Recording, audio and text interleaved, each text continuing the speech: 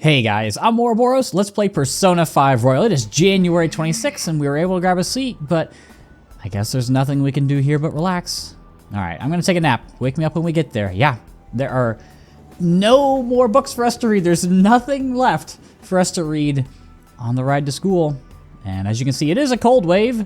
And Ryuji says, morning. Holy crap, this snow is crazy. It's freezing, but exciting at the same time. Say, you think there's been some kind of change in mementos too? Not mementos. I do have to get ready for the palace infiltration. Well, let's check it out after you're ready. Come on, sound good? Promise me you'll think about it, all right, man? Yep, we're going to do our final palace infiltration today. The final one, I'm so excited. Maruki's palace is really fantastic. There's only 8 days left, you know. I understand you want to be as ready as possible, but time's running out. I know. So, on the guide... Oh, I wonder if I can see Chihaya today since it's snowing. On the guide, there's nothing else to do other than to infiltrate the palace, obviously until evening rolls around. But Chihaya is not here because it's... Oh. I guess it makes water sounds? I guess the snow isn't sicking today. I don't know, I never noticed that sound effect. Chihiya's not here. She usually doesn't show up when it's raining, but I am going to go ahead and head over to Kemi just to make sure I can grab some items because there are some kind of tricky fights that I do want to watch out for. And I do... Wait. I did press buy, right? I was kind of mashing. Okay, good.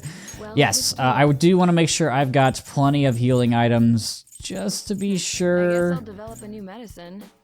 This would probably be good to have just in case. I know that's a lot of money, but again, there's really not much else left for us to do. It looks like I'm probably good. I'll just stock up. I like having multiples of 5s for all these things. I don't know why.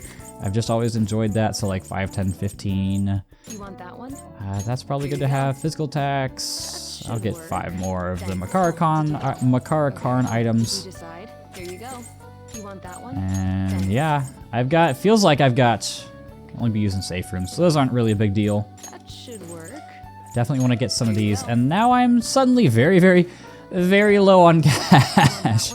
But that's not a big deal. Again, like, there's not too much else left for us to do other than the palace. We are going to do one more trip to Mementos, so I think I mentioned that the last time we went. Any good accessories here? Yeah, these are just the SP and HP regens. That's fine. That's not a huge big deal. Take care. But with all of those things out of the way, you know what? Let's go ahead and walk there. There may be some people I want to talk to on the way there, given that this journey is almost at its end. Usually there aren't too many people out when it's raining or snowing, and it looks like that's the same case here. That's okay. And we can still see that people are, in fact, very smiley, because this is still Maruki's reality. But yeah. We are almost... This is almost our last time in Young Jaya. We'll have a few more trips here and there, but yeah. Let's go ahead and call everybody at the hideout and get ready for our final infiltration. Now that we've, of course... Oh. Hello, Senpai. Wow, you got here fast. Well, while I was traveling here, I suddenly had this epiphany. So I had to hurry over and explain it to you. Okay, lay it on me. Let's hear it. Right. I've been wondering for a while if there's any way I can bring some personal flair to my fights in Mementos. Your own flair, eh? And you came up with something? Yes, but I do have a small favor to ask, Senpai. What we'll do is... I see. How interesting. I feel like this move would allow me to honor Kasumi properly. So, how about it, Senpai? Let's dance. Let's do it. Thank you. This should make for one killer routine. Oh! Alright. And we've now unlocked Joker and Sumire's showtime. I've definitely never seen anything like what she's planning. I can't wait for this. I won't let you down. So that is the final showtime for us. But we're going to the palace today, right? Since we're able to move forward now. Nope, just a maybe. Can't be absolutely certain just yet. Hope we can get through safely, but what if something happens? Whatever the case may be, we should go in and check. The atmosphere of the real world is beginning to change. We cannot afford to wait much longer. Yes. I agree, but the decision is ultimately up to Ren. Well, since it's my decision, I say we infiltrate. Let us go. Let's do this. But yeah, we have now unlocked all of the showtimes, and I'm excited to show off Sumire's. And if you've noticed, she is wearing Kasumi's signature bow, and that is because in rank 10, I believe, either rank 9 or rank 10 of her confidant, she said that she's thinking about tying her hair up just as a way to honor her dead sister. That's the wrong screen. And I feel like I have to use the two darlings of Royal and Morgana, I guess. I don't know who else to use, but yeah, we are on to the rest of Marqui's Palace. If I'm not mistaken, Marqui's Palace is the longest in the game. I don't know if I don't know how to say this. I would say including the previous section that we've done, so like up until this monitoring room, most likely. I don't know how much longer it is from here until the end, but we'll find out with this episode. Look, the cables are gone. Indeed. Rather fortuitous that we tried out the console we found in Mementos. Now we can proceed. Let's move out. Yes. Okay, let's go, Senpai. Yes, let's go indeed. And I have mentioned this before, how much I love this palace, and we will see why in a few minutes here. And I can run through these enemies. Okay, that's going to speed things up quite a bit. I also need to do bios, and since I don't have to fight enemies, that's going to be interesting because there are a lot of personas I have not covered yet who I need to get to. But first things first, we do need to go through this door, if this is what I'm thinking. Maybe we'll find out. I guess if we've got this enemy right here, I can go ahead and get into the first one. First one is Vanities. This is Sumire's. I can't do that. This is Sumire's tier 2 persona. That's the words I was looking for. So, she's also known as Freya from Norse mythology. She's the goddess of love, beauty, and fertility. So quite a lot of different things there. She gets like the other half of the dead people who don't go to Valhalla, if that makes sense. So like Odin would get the people who go to Valhalla, and then Freya would get the other half who didn't. I think that makes sense. And she's also associated with war and battle because of taking care of like the other half of the dead. Stat-wise, this is just Cendrillon with Evade Curse. Obviously, you can't get the block because, or you can't get the the block Bless instead of the Resist Bless like most of the other tier 2 personas get, because Cendrillon already blocked Bless. So yeah, not much you can do there. Next up, this is Bugs. So Bugs is basically the boogeyman from Celtic folklore. So Bugs would just scare kids, and that's really it. That's all I have for the background. In terms of stats, its base level is 49. At least that's what the SMT wiki says. I'm not sure if that's right, but that's what it says, so I'm going to assume that's right. Anyway, you do get some decent skills here. Masakunda, there we go. Masakunda is, it's alright. You also get Auto Mataru Kaja, which is always going to be great. You get Fast Heal, which is nice to have, but not typically ideal this late in the game. It's not fantastic. In case you couldn't tell, I'm kind of iffy on Bugs, just because of some inherent weirdness with it. But we have a note here. It's glowing, so that means it must be important. Ah, yes. Okay. February 2nd. Tomorrow's Rumi's birthday. I'll be meeting her parents. My hands have been shaking an awful lot today. Will they let their daughter marry a low-level researcher like me? Now I'm getting even more anxious. When I told Rumi how nervous I'm getting, she just laughed and said I think too much. She may not have understood my problem, but I do so love her laugh. I don't think I'll be able to sleep with my nerves like this, but I need to lie down anyway. I've been getting the worst headaches lately. I might be pushing myself too hard for this thesis. I just really want to be in top form tomorrow. I know this diary was originally just for research notes, but now I hope I can look back at it with Rumi someday and feel nostalgic. Could this be a diary? Looks like it. Judging from what's written inside, it's most likely Maruki's. But Seems like he's written about things in the past, but it looks like they're only fragments of them. Doesn't look like it has any meaning to it either. Not sure if it'll come in handy for the investigation, but let's hold on to it and see if we can find other ones. So, did you guys notice that date on there, February 2nd? It's kind of an important date. Kind of almost like it's the deadline, so guess we'll understand more about that later. But we will continue to explore through this palace and... hang on, Joker. We've got a door with a lock here. Uh-oh. That door's security looks super strict, and there isn't even an ID scanner on it. Let's take a closer peek. Let's listen to our oracle. Security lock engaged. Please answer the following identity authentication question.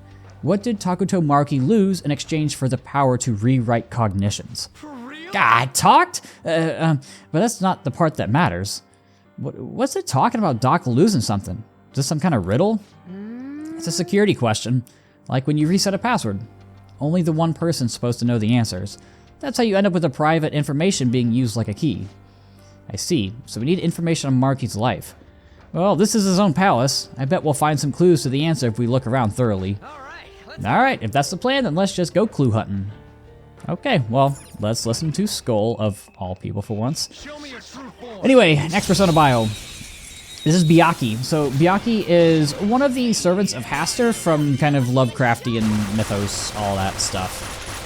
Byakuya is a 3-meter tall kind of mishmash of creatures. It's it can't be understood by normal people, which is pretty common for like Lovecraft stuff.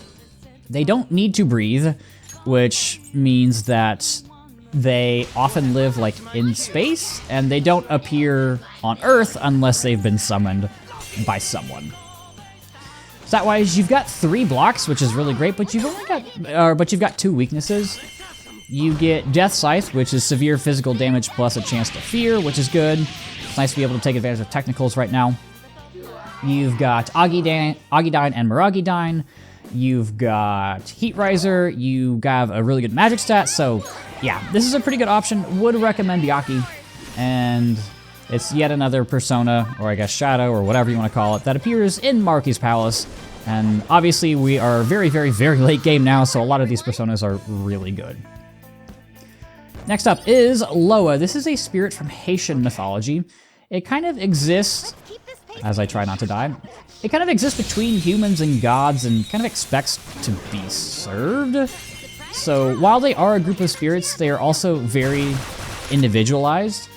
Like they have their own individual likes and dislikes and all that stuff. And even though they are spirits, they're not deities. So they're not like gods or demigods or anything, they're just spirits. I don't know if that makes sense or not. I think it does. Stat-wise, it's really not that great, at least in my opinion. I think you're supposed to utilize Life Drain and Spirit Drain the most, but honestly, we've got so many different like healing items and stuff, that's not the best playstyle right now. You also have 2 weaknesses, so I can't really recommend it at this point. If it had come earlier, especially probably like early mid-game-ish, it would probably be pretty good with all that HP and SP restoring skills, but I think we're so far into the game that's probably not the best with your wild card. You really need to be doing more damage, and you've got so much more utility you can get out of your personas that I would just recommend something else. And the next one, we've actually already seen this, and I've been using it for a while. I think I kicked it off my party when I went and fused a bunch of different personas. This is Dionysus. You've probably heard of Dionysus. This is the Greek god of wine. He's kind of all about pleasure and maybe even stepping into hedonism a little bit. Dionysus is the son of Zeus. I can't use physical on you. Okay, that's awkward. Dionysus is the son of Zeus and a human, so almost more like a demigod-ish. And also sometimes described as having more feminine looks, which I feel like kind of just fits him. Kind of like wine and pleasure and all that type of stuff. In-game, Dionysus is a very good electric attacker, so a lot of good Zeo skills. You've also got no weaknesses, but the real thing here, as Morgana's about to get obliterated, is you get Pinch Anchor and Thermopylae, which is an incredibly strong combination. Basically, I think I've mentioned this before, but Pinch Anchor allows you to use ambush-only skills whenever. And Dionysus also gets Thermopylae, which, if I'm not, or maybe Pinch Anchor is only after Baton Pass? I think that might be what it is. But it allows you to use ambush-only skills during not ambushes. Yes. But Thermopylae is a full party heat riser for only 30 SP, so it's incredibly strong. Yeah, I think Pinch Anchor is only when you're on the receiving end of Baton Pass, so ideally you would want to Baton Pass 2 Joker in order to be able to use Thermopylae. So Dionysus is good, would recommend. Oh, and we were at a good part. I love these sections in this palace. What's up with this room? The entire palace has been rather bizarre, but this room is rather strange in its own way. CRT TV, huh? Talk about old school. Look, it's even got a built-in VCR. Maybe we've got to watch some TV first? I highly doubt that. Actually, there's a chance he's right.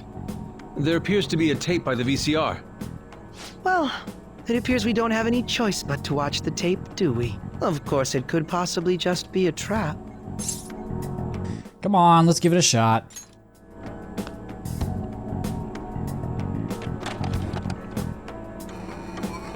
Nothing's happening. It's making some strange noises. Could it be broken? Do you think we should try whacking it? Please don't. Oh, it's playing. Stay on guard, everyone.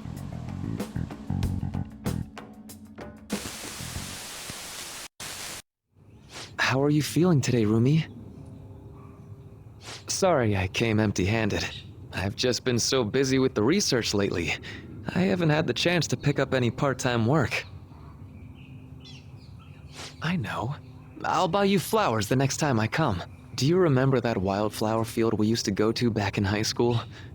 You really loved it there, didn't you? Oh, would you prefer if I brought you some snacks instead? Which should I bring? Sweet or salty? I know you like both, so... Actually, I have some news for you today. So first, I've finished my paper. The other thing is, they caught the culprit. He's in police custody now. You don't need to worry anymore. Of course, that doesn't mean everything's over and done with, but things are going to proceed as they ought to. My cognitive science is the study of people's hearts and how they guide people's views of the world. Everyone comprehends the world in a different way, depending on their cognition. So basically, if one could tap into a person's cognitive world, one would even be able to alter how that person views reality in every way. That's what my paper's all about. Here I am, going way over your head with this stuff, just like always. But anyway, I've recently met someone who thinks my research could be fruitful. If everything moves forward as planned, they may even fund my work. At that point, I'd be the first professional scientist in the world. My goal is to find a way to stop crime by putting my research into action. Many of the criminals in this world are deluded to the point of seeing everything through a distorted lens. If I could change their cognitions, it would stop them from committing crimes before they even considered them. And if I were to succeed, the things that happened to you would never happen to anyone else again. I want to save you. No, not just you. I want to save the whole world with my cognitive science. Well, at least I know your family would appreciate it. Takuto. Rumi, it's me. Are you alright? Can you talk? Takuto. Family. My family. Dad. Mom? No. Please. Please don't go. Ah! Rumi, it's okay. Calm down. Give them back! Give me my mom and dad! You want power. These migraines are... Damn it. Don't worry, someone's coming to help. I believe it was most likely a post-traumatic episode. Memories of the incident must have resurfaced due to some sort of stimuli, like certain imagery or phrasing. Phrasing? I'm so sorry, Rumi. It's all my fault. Deep down, I knew I could end all crime across the world. It still wouldn't bring your family back. What you truly need is to be set free from that horrible tragedy. But how can I do that? Must seek me.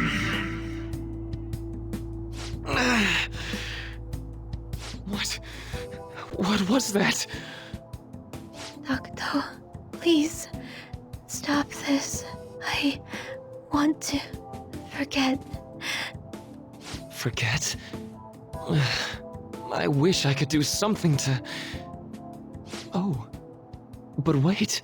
By altering a subject's cognition, by changing their heart, any related trauma is eliminated. You must seek me. So, by that logic, all that pain, Rumi's trauma and everyone else's, it can be undone. Seek me. I am that who manifests thought itself.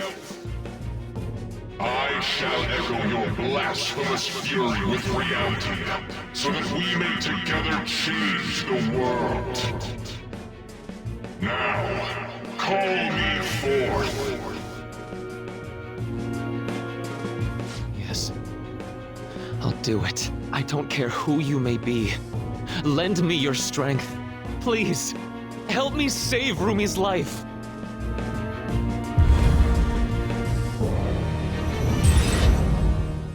What was that? Rumi, are you okay? Who are you? Rumi, it's me! I'm really sorry, but I don't know who you are. Rumi, what do you mean? I've just gone through surgery.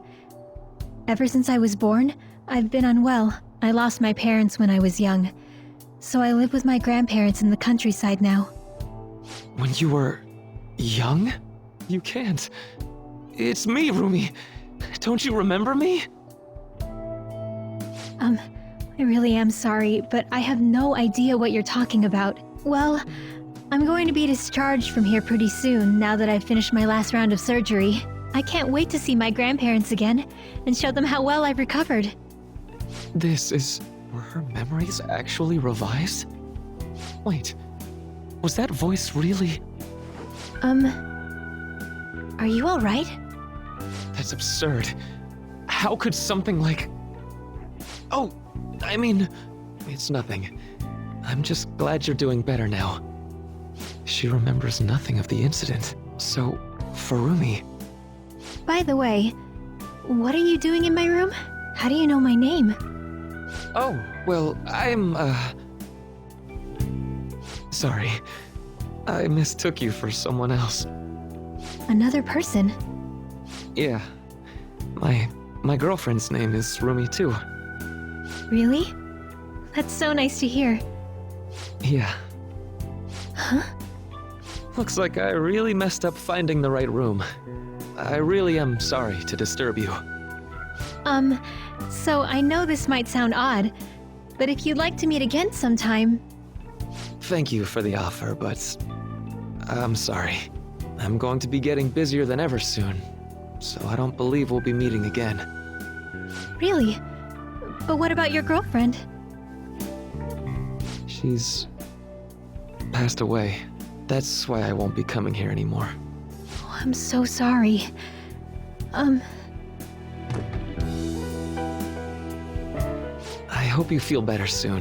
And I know the people who care about you wish the same.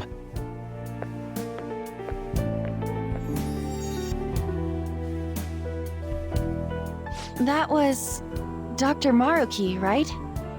Yeah, I'm pretty sure it was. Based on what we've seen, we can surmise that Dr. Maruki's memory was somehow on that videotape. The way that woman was acting at the end, that's just how it went for me, too. So he rewrote her cognition. Considering what he was saying in the video, that might have been the moment he first awakened to his ability. Could Dr. Maruki possibly have wanted us to watch this memory?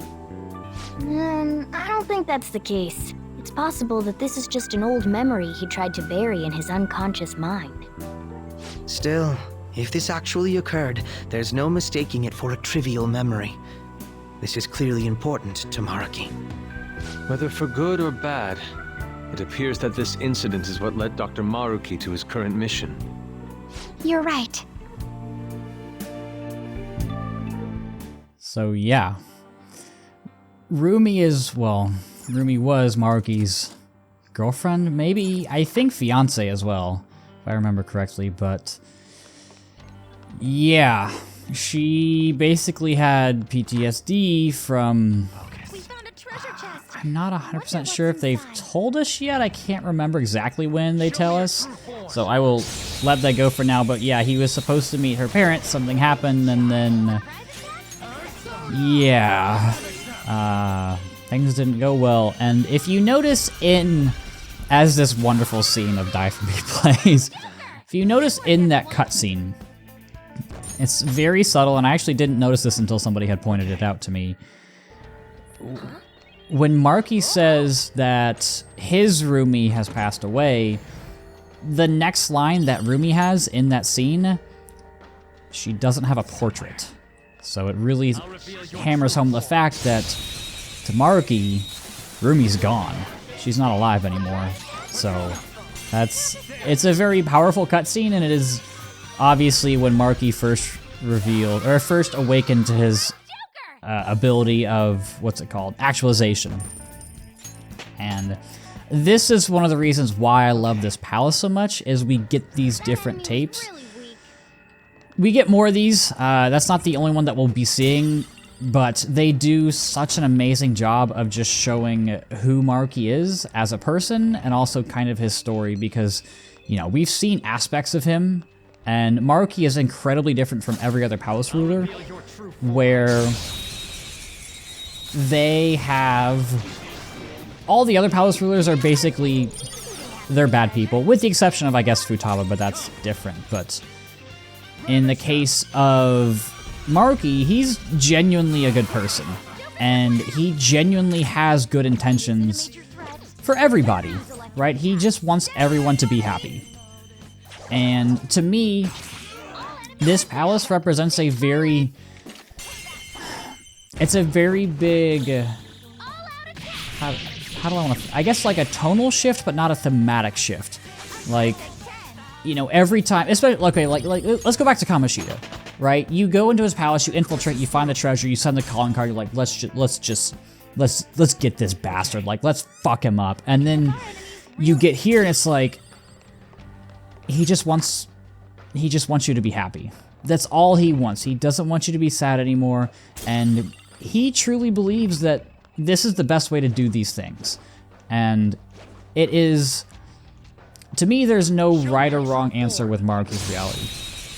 I think it's incredibly up to interpretation, and it comes down to what you believe, right? Are you willing to give up your freedom in exchange for happiness. And like I said, I don't think there's a right or wrong answer. And this is Joker and Sumire Showtime, so I'm gonna shut up for a second and show this. Showtime! Would you?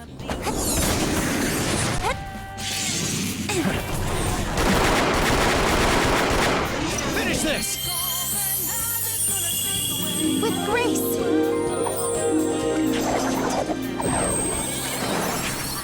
Our grand finale! We nailed it, Senpai! Let's get into the plan! Anyway, yeah, I think that there's no right or wrong answer with Maruki's reality. It just comes down to what you believe. What would you sacrifice in order to be happy? And do you think that exchanging your freedom to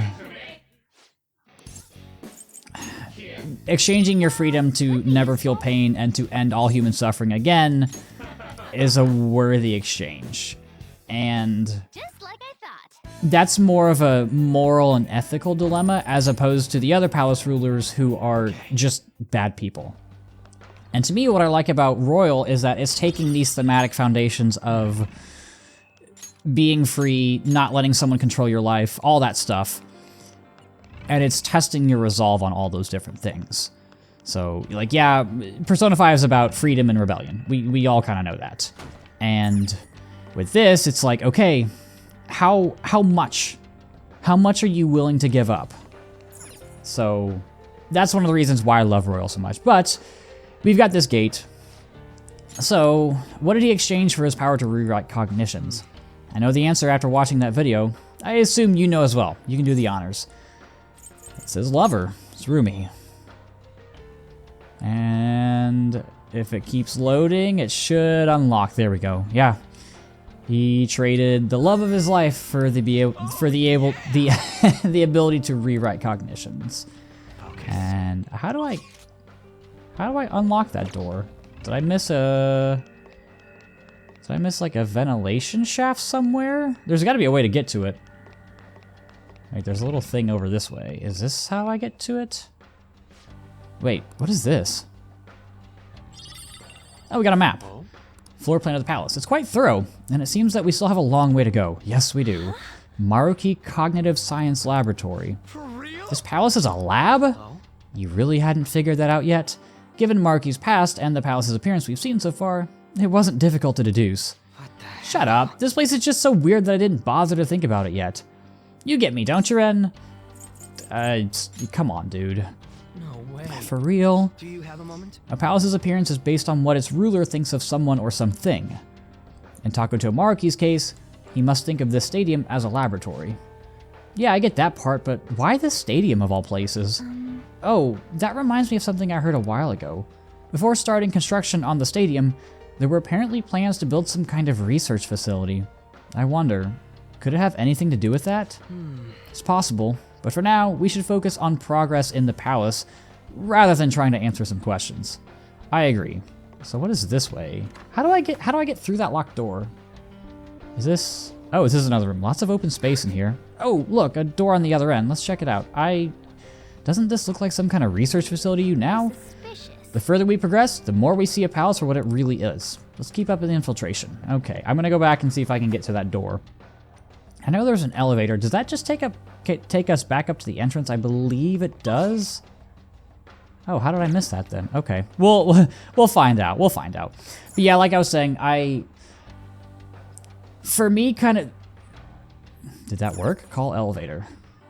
Oh, I guess I can't use the elevator. For me, like, some of the best parts of Persona 5 are the opening from the moment you open the game through, like, Kamoshida. That part is really fantastic. And then I would say the next best part is probably... what's the next best part? I would say kind of the Sai... I shouldn't have done just I. Probably like Sai through Shido is really fantastic. And then for me, Royal through the end of the game, I guess, is really, really fantastic.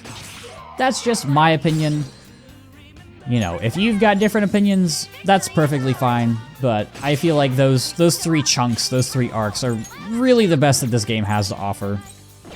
And that's why I like Royal so much, and why I think that more people should play Royal. But yeah, Maruki, such a fantastic character. And this arc, I think it also shows, like, you know, the differences between Eastern and Western ideologies.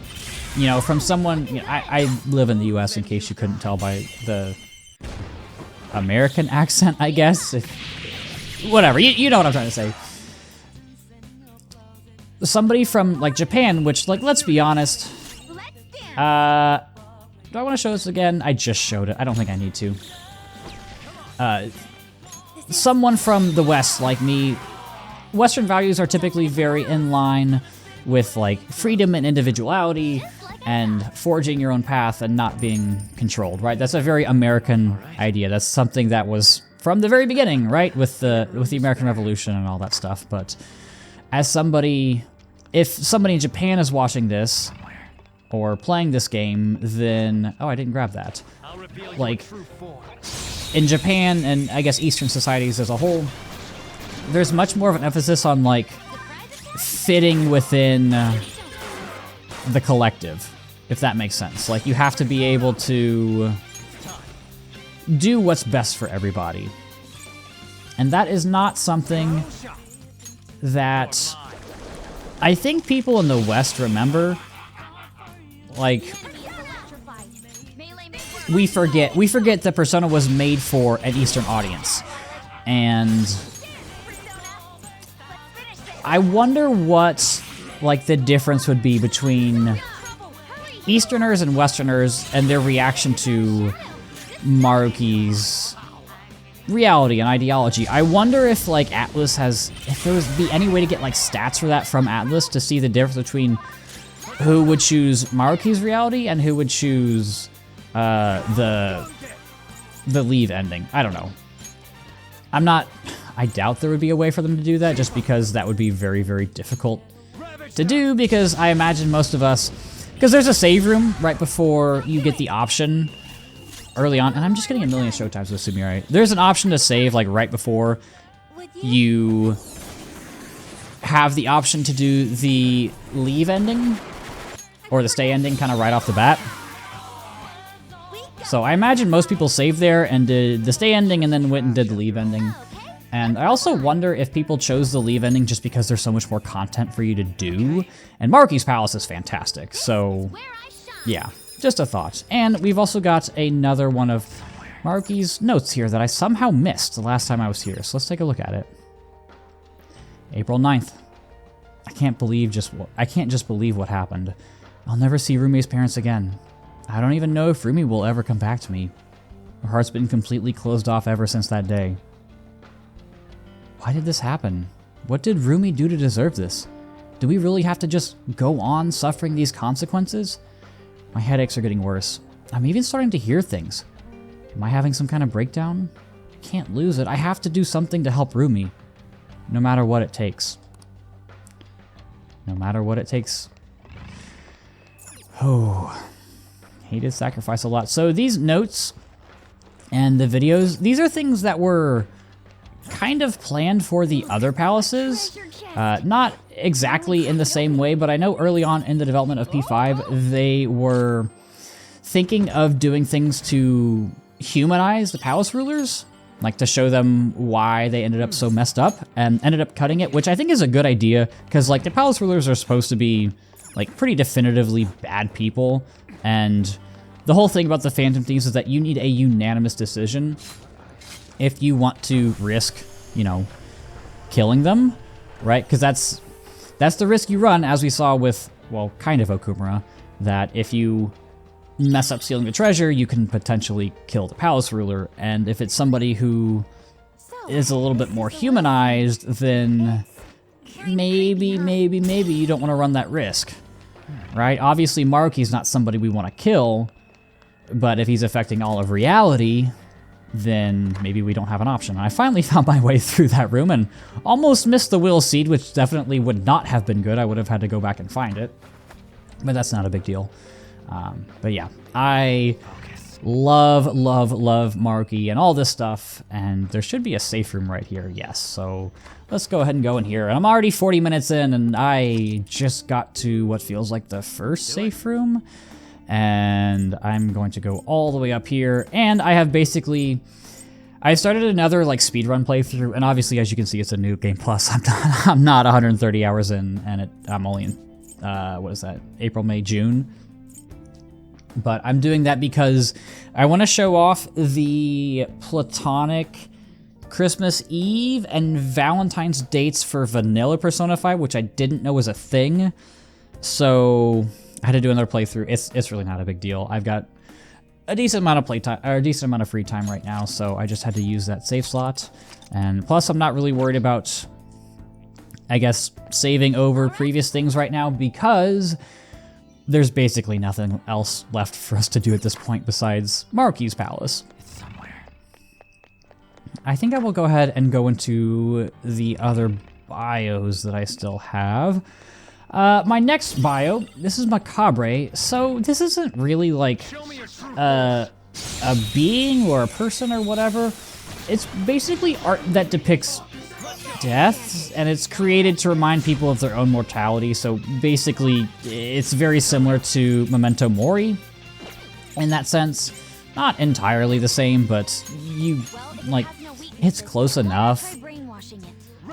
It originated from illustrated religious texts, which kind of makes sense. You get a few pretty good skills. You get Auto Masuku Kaja, you get Ollie Dance, you get a really good fast mixed attacker, so you're probably going to be shooting for ailments with its trait, and then you're going to combine that with Ghastly Wail, which isn't the best playstyle. I feel like it's just a little too risky. Like, I'd rather do a little bit of damage rather than basically insta-killing. Ironic that I'm using Alice right now with that, but Alice is really the exception. That was fast. So that is Macabre, and where do I go from? We go through this door. Next up, this is Chimera. I feel like we've had Chimera-esque things for a while now, and it's only until now that we've gotten the actual Chimera. So, no, this is not the FMA Chimera. This is not a little girl and her dog. Sorry. This is a Greek monster that is a mix between a lion, a goat, and a snake. So this is the classic Chimera. It is the son of Typhon and Echidna. It is also the sibling of Cerberus and Orthrus. I kind of almost combined those two, and Sumeri has no HP right now. That's awesome. Yeah, we've talked about Chimera before. You know who Chimera is at this point. Let's be honest. In-game, you've got a handful of things. You have two weaknesses, which I always mention I don't like that much. You have good physical attack. You've got Fire and Ice Amp, which is a really good combination. You also get Miragi-Dyne and Mabufu-Dyne. You also get Heat Wave, so this is a really good option all around. I'd recommend when you fuse into it, getting a better trait, like passing down a better one, and I'm actually incredibly low on HP right now, but it's fine. So yeah, I'd recommend fusing into it to get a better trait. Next up, Neburos. So according to the Grand Grimoire, Neburos is a field marshal, officer, and inspector of Hell's armies. It can be summoned to give all sorts of advice and even aid the summoner, and is also sometimes associated with Cerberus. In-game, it's a good Psy attacker. You also get various support skills and status skills, mostly with like a brainwash focus. And you also get Noblesse to get rid of its only weakness. So I am all for not having weaknesses on your wild card. Oh god, what should I do? Should I keep talking? Might as well keep going. Next persona, this is Cuchulainn. I know I didn't say that right. I don't know how to do like the Celtic-ish pronunciations, or Scottish, or kind of that ish area. And as we can see, there's another room over there. It says that room's giving off a unique reading compared to the others in the area. Might be like the video room we found. Will you try checking that out? Could turn up some clues. Although, it looks like it doesn't open from this side, so we're gonna have to go the long way around. Yes. I agree with Oracle. It may not be a direct route to the treasure, but it's definitely something. We should make that room our goal for now as we progress. Anyway, back to the bio. So, this is a hero from Scottish folklore. The more well-known name of Setanta, which I believe I've mentioned how that happened. So, Cuchulainn trained under Skaha, and prophecy stated that his heroic deeds will bring him fame, but he would die at a very early age, kind of similar to Achilles. He single-handedly fought off Queen Mabe's armies and would eventually fall in battle. Again, very, very similar to Achilles. In-game, strong physical attacker. You get Rebellion, you get High Counter, you get Brave Blade Charge, Apt Pupil. If you can fuse into this and pass on Striking Weight, you're going to have a very, very, very strong physical attacker who is critting like crazy. Done already. And speaking of Skaha, Skaha is next on my list. So she is also called the Shadowy One, and like I said, trained Cuchulainn or whatever, however it's said. She gifted him his spear. I can just run through this guy.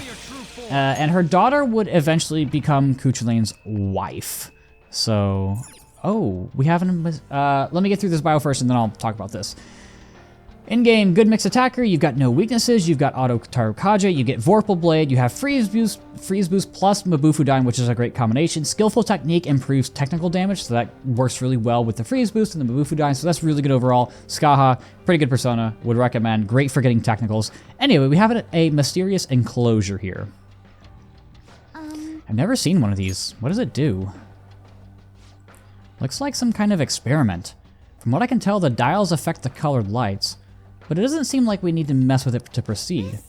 Those lit plants on the shelves are growing quite well. Wonder how this system works. Yeah, so we will actually be running into that later on. I didn't realize that was there. So yeah, I feel like I'm doing pretty well on this Persona bio list. Like I said, this palace is long. However, there's a lot of dialogue throughout the dungeon, which means there's not going to be as many chances for me to go through these. How many more of these do I have? I have 4 pages more of these. Okay, maybe I'm not doing as well as I thought I was. That's okay, that's okay. I've got Alice, and Alice can just mow through enemies, but this thing blocks. Right, this is a strong enemy. I need to be careful here. If I can get a crit? I wonder if I can force a technical? I know I can get it. Oh, I don't have the shock chance on a catch. Please don't kill me with Vacuum Wave. Abyssal Eye. What is that? What does that do? Is that almighty damage? Yes, okay. Do I downshot here? I know I can I think I might just downshot here. I'm gonna try to... I may try to negotiate with it. It's been a while since I've done that, and I feel like... You know what? We'll screw it. We'll go for this. Then let's talk. Once me understand you, me lend me you my power. Just act serious and I should appreciate it. Human, you dumb. This territory ours. Why you keep trampling here? What you humans thinking? Shut up.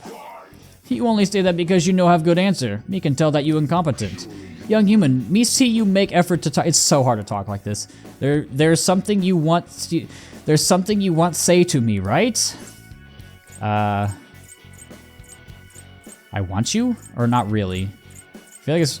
I want you? You want my power? Okay, cool. This is Haster. We'll get to this later, but this is a very, very strong persona. I believe we saw it in one of the boss fights with... Do I want to get rid of you? Probably. I feel like we saw it in one of the boss fights with Sumire early on in the 3rd semester. But I could be wrong. That might have just been Pyaki. But anyway, we got a new persona, and now I know what affinities it has in battle, so I can work around that. Because despite having like 500 hours in this game, I still have no idea what some affinities are, because there's too many to remember. And it doesn't really work like a type chart, because everybody's different to everything, and sometimes they don't line up super well. And yes, like Morgana says, there is a will seed here. It's over off in this room, but we need to go up to get to it, and I need to figure out how to navigate all these rooms, because this is actually kind of a confusing dungeon. It's not really... Oh, lovely. This is a bit of a confusing dungeon to navigate, especially the very last puzzle. If any of you have ever done this dungeon, you know exactly what I'm talking about. I still need to heal. It's just a little tricky. It's not just like a straight line like some of the other dungeons are. But that's okay. I like non-linearity, and I like being challenged every now and then, and nobody has any health because I'm using a ton of physical skills. Jesus Christ, it did so much damage. It's fine. Okay, next persona. This is Alilot. We saw this all the way back in Futaba's palace, if I'm not mistaken, and now we can finally actually use it.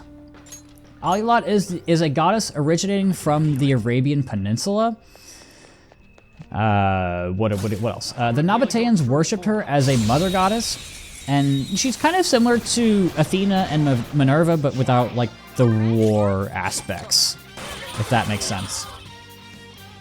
What else? Also, one of the 3 main gods in Mecca before Islam came and definitely took over that whole area. In-game, you get Diamond Dust and Ice Age, which are the severe single-target and multi-target ice skills. You get Ice Amp, you get Concentrate, so all 3 of those together are really good. In addition, you also get Freeze Boost, and the trait is Frigid Bloodline. So basically, that's what you're shooting for. You're shooting for.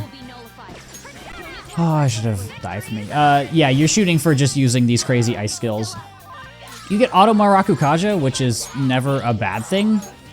And yeah, like I said, basically everything is built for ice damage and also ice technicals and stuff. You've got 2 weaknesses, unfortunately. I mean, you have 2 Reflex, 1 Drain, and 1 Null, which does make up for it, but like I said, I like only having at least, I would say at most 1 weakness on a wildcard persona. Up next is Ball. So, what does this say?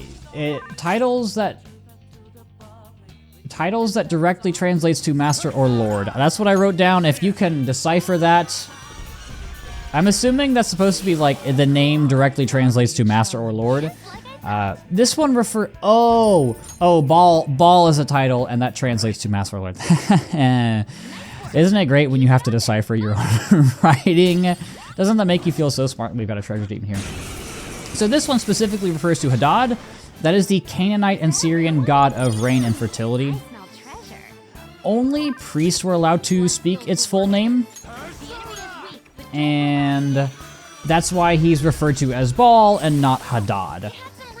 He is the brother and consort to Anat, who we have talked about, and obviously is an important character in the Baal cycle. And we've talked about this before with Anat and Mot, so I'm not really going to talk about that more. And we got another one of these doors. We will check it out in a sec once I'm done with this. Stat-wise, you've got, I never know how to say this, Ponta Ray and Vacuum Wave. Those are the severe wind damage skills. You get Charge. You also get Ayamur. I think that's how you say it. Aymur. This is an exclusive skill. It is medium physical damage to one foe 3 times with high accuracy. So you've got a good mixed attacker and you've got some good affinities here. But we've got a door. What was missing that caused the research into cognitive science to be shut down? Yeah, I got no clue. Again. Guessing the answer to a question this specific is pretty tough. I don't know what we'd even guess. What if we go check out that room that Oracle Senpai pointed us to? Maybe we'll find the answer or some kind of hint. Yes. Sounds good to me. Let's find a way into that room. I would agree. I just have to figure out how to get there. Like I said, sometimes this dungeon can be a little tricky to navigate. Okay, I think I need to go down and then kind of go around. If that makes sense. I don't think that makes sense. It makes sense to me in my little stupid brain. But it does look like there's another staircase over this way. That's the room. I can see it. How do I get to that staircase? Do I need to go down again? Yes. Is it on the first floor? Is that what I'm trying to find? No. How the hell do I get up there? This is kind of the most confusing part of the dungeon for me. My brain hurts. Maybe I do need to go. Is there like a Is there like a vent or a hole or something for me to crawl through that I missed? Is it over this way? That's this room. I feel dumb.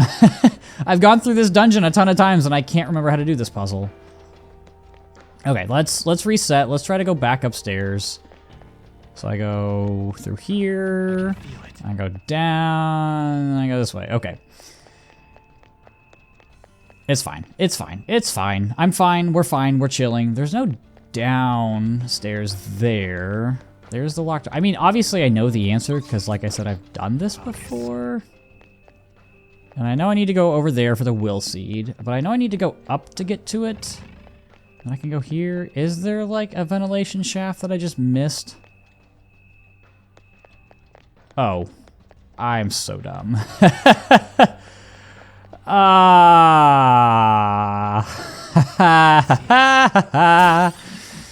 Oh god, I'm so... Why? Why am I like this? That's fine. That's fine. I need to heal. Can I run through you? I cannot. Okay. I'm guessing this enemy up here is Fafnir, which I do need to fight because I do need to get the best armor for Morgana as I do this. That's the Sooty scale armor. What else? What else do I need to talk about? Oh, if there is anything else you need to do at this point for, like, Thieves' Den achievements or whatever, I'd recommend going ahead and doing them now, because this is our last palace infiltration. So, yeah, if there is something you want to do it now. Oh, you reflected that. Awesome. That's fine. But since I've played this game a million times, I have all the Thieves' Den achievements, except for the 2 where you need to fight the super bosses, which I think what I'm gonna do, I think I've decided that I want to do all of my bonus episodes in between the end of, like, me being able to do stuff and the end of the game. So last day is March 20th, I believe. Okay, so this is Fafnir. I believe the last in-game day, so like the last day that you have the game, and then right after that day ends, the credits roll. I think is March 20th. I'm not 100% sure of that, but I'm pretty sure it's March 20th. Obviously, we've got a lot of time until then, about 2 months at the time of recording this, and I think what I'm gonna do is I'm going to do all of my bonus episodes. I'm gonna do all of my bonus episodes in between the end of when I can do stuff and the end of the game, because what I want to do is, and I've done this for some episodes here and there when I am behind on stuff, I want to record that final day the day before it's supposed to come out, because why do you get 3 turns? Because I want to be able to... God damn, this thing is tough. What I want to do is I want to get, I guess, my own emotions at that point, because I feel like if I record it like mid-February, it just won't be the same. Will you stop? I feel like it won't be the same as if I do it the day before. So that's my plan for that. I think I'm going to do 3 bonus episodes. Where I'll do super bosses, I'll do New Game Plus content, and then I think there was one more that I wanted to do, but I can't remember it off the top of my head right now.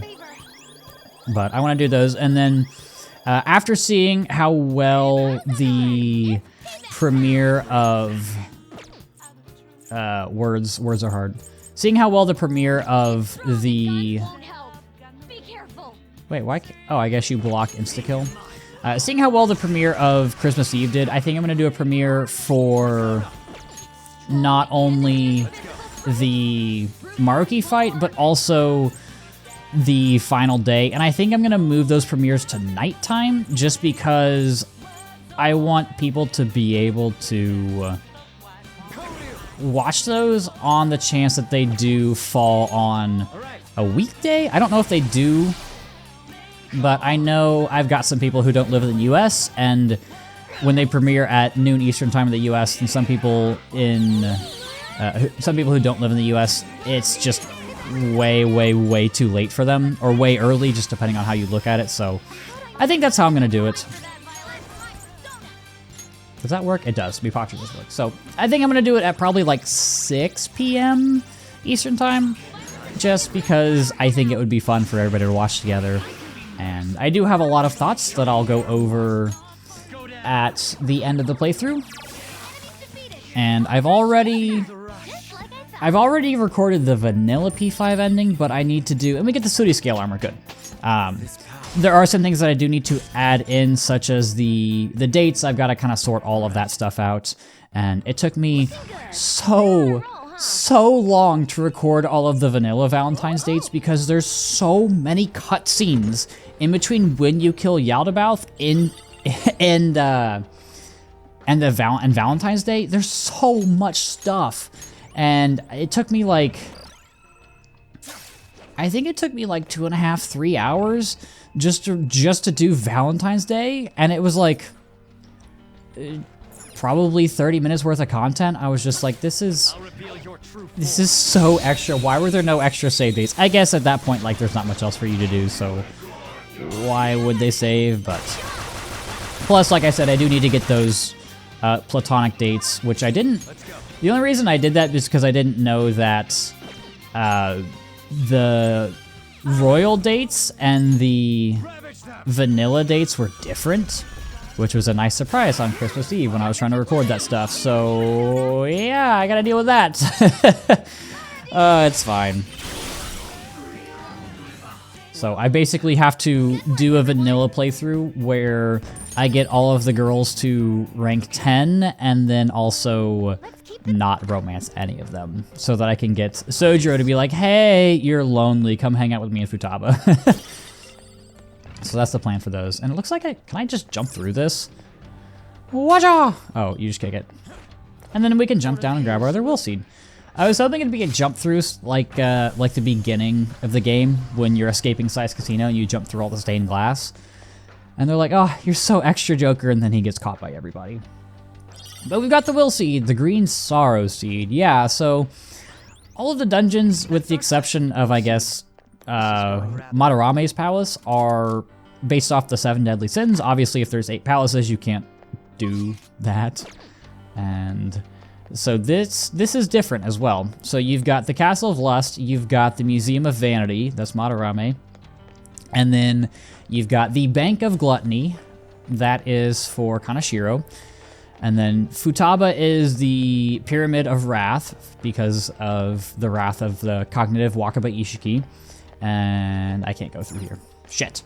So the wrath of cognitive Ishiki, Wakaba Ishiki. And then you've got, after that, it's Okumura, which means it's the Spaceport of Greed. And then you've got Sai's Casino of Envy. And then you've got Shido, which is the Cruiser of Pride, and then you've got Yaldabaoth, which is the Prison of Sloth. And then you get here, and this is completely different. Maruki's Palace is known as the Laboratory of Sorrow. The Laboratory of Sorrow, which seems very fitting for him, and we'll see more in just a second here. If we can get to this tape. Oh, this isn't voice acted? Another video, like the one we watched before? I don't like the idea of spying on someone's past, but we clearly don't have a choice in the matter. If watching this is our ticket forward, then I guess that's what we're doing. Damn it! Just hearing it from you's pissing me off. You've come so far. What problem could they possibly have now? I tried negotiating in person with the professor and the investors, but they simply wouldn't listen. Due to the lack of concrete evidence, all further research and funding in the field of cognitive science will cease. They told me it's already over and done with. But why now, of all times? When they first saw my paper, they were positively beaming with excitement. In the research lab in Odaiba? They're not going through with that anymore? Yep. Damn it. To hell with their concrete evidence. How are we supposed to get any evidence if we can't perform the research first? If If we can change the cognition of trauma victims, their suffering can be eliminated. Who knows how many people could be saved with this research? How much more obvious could its benefits be? So, do you really think the lack of evidence is the reason they shut it all down? It makes absolutely no sense to me. After all the time and money spent, to just cut off my research because it wasn't all proven sound immediately. Even if that was the result of some kind of conspiracy, what could I do about it? It's not like I have any proof. I see. So, what are you gonna do now? Sponsors have backed out, so I doubt the college is gonna let you keep using their labs. I'm done with that college. They have nothing for me at this point. I'll look for work elsewhere while I keep fleshing out that research paper. Eventually I'll prove the existence of the cognitive world. Once I've done that, no one will be able to complain.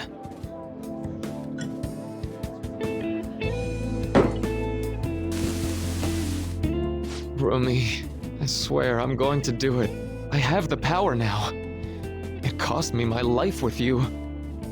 So I'm going to rescue everyone from their pain. I don't care how long it takes me. It's going to happen. So that was another of Dr. Maruki's memories? Yes, I believe so. Seemed to be a much more recent memory than the first one we saw, though. His research was cut off. So after the incident with his girlfriend, he progressed in his research to harness cognitive science as a healing practice. However, his research was shut down, and his career along with it. All he had left was his resolve to prove his research valid, then use it to save people. That seems to be the message delivered by the videos we found. It must have been his dream, to use his research to save people here. If that sounds good to you, would you prefer we just turn around and go home? That isn't an option. Yeah, what she says. If anything, we've got to pull out all the stops to win this one. Well, the vote was unanimous.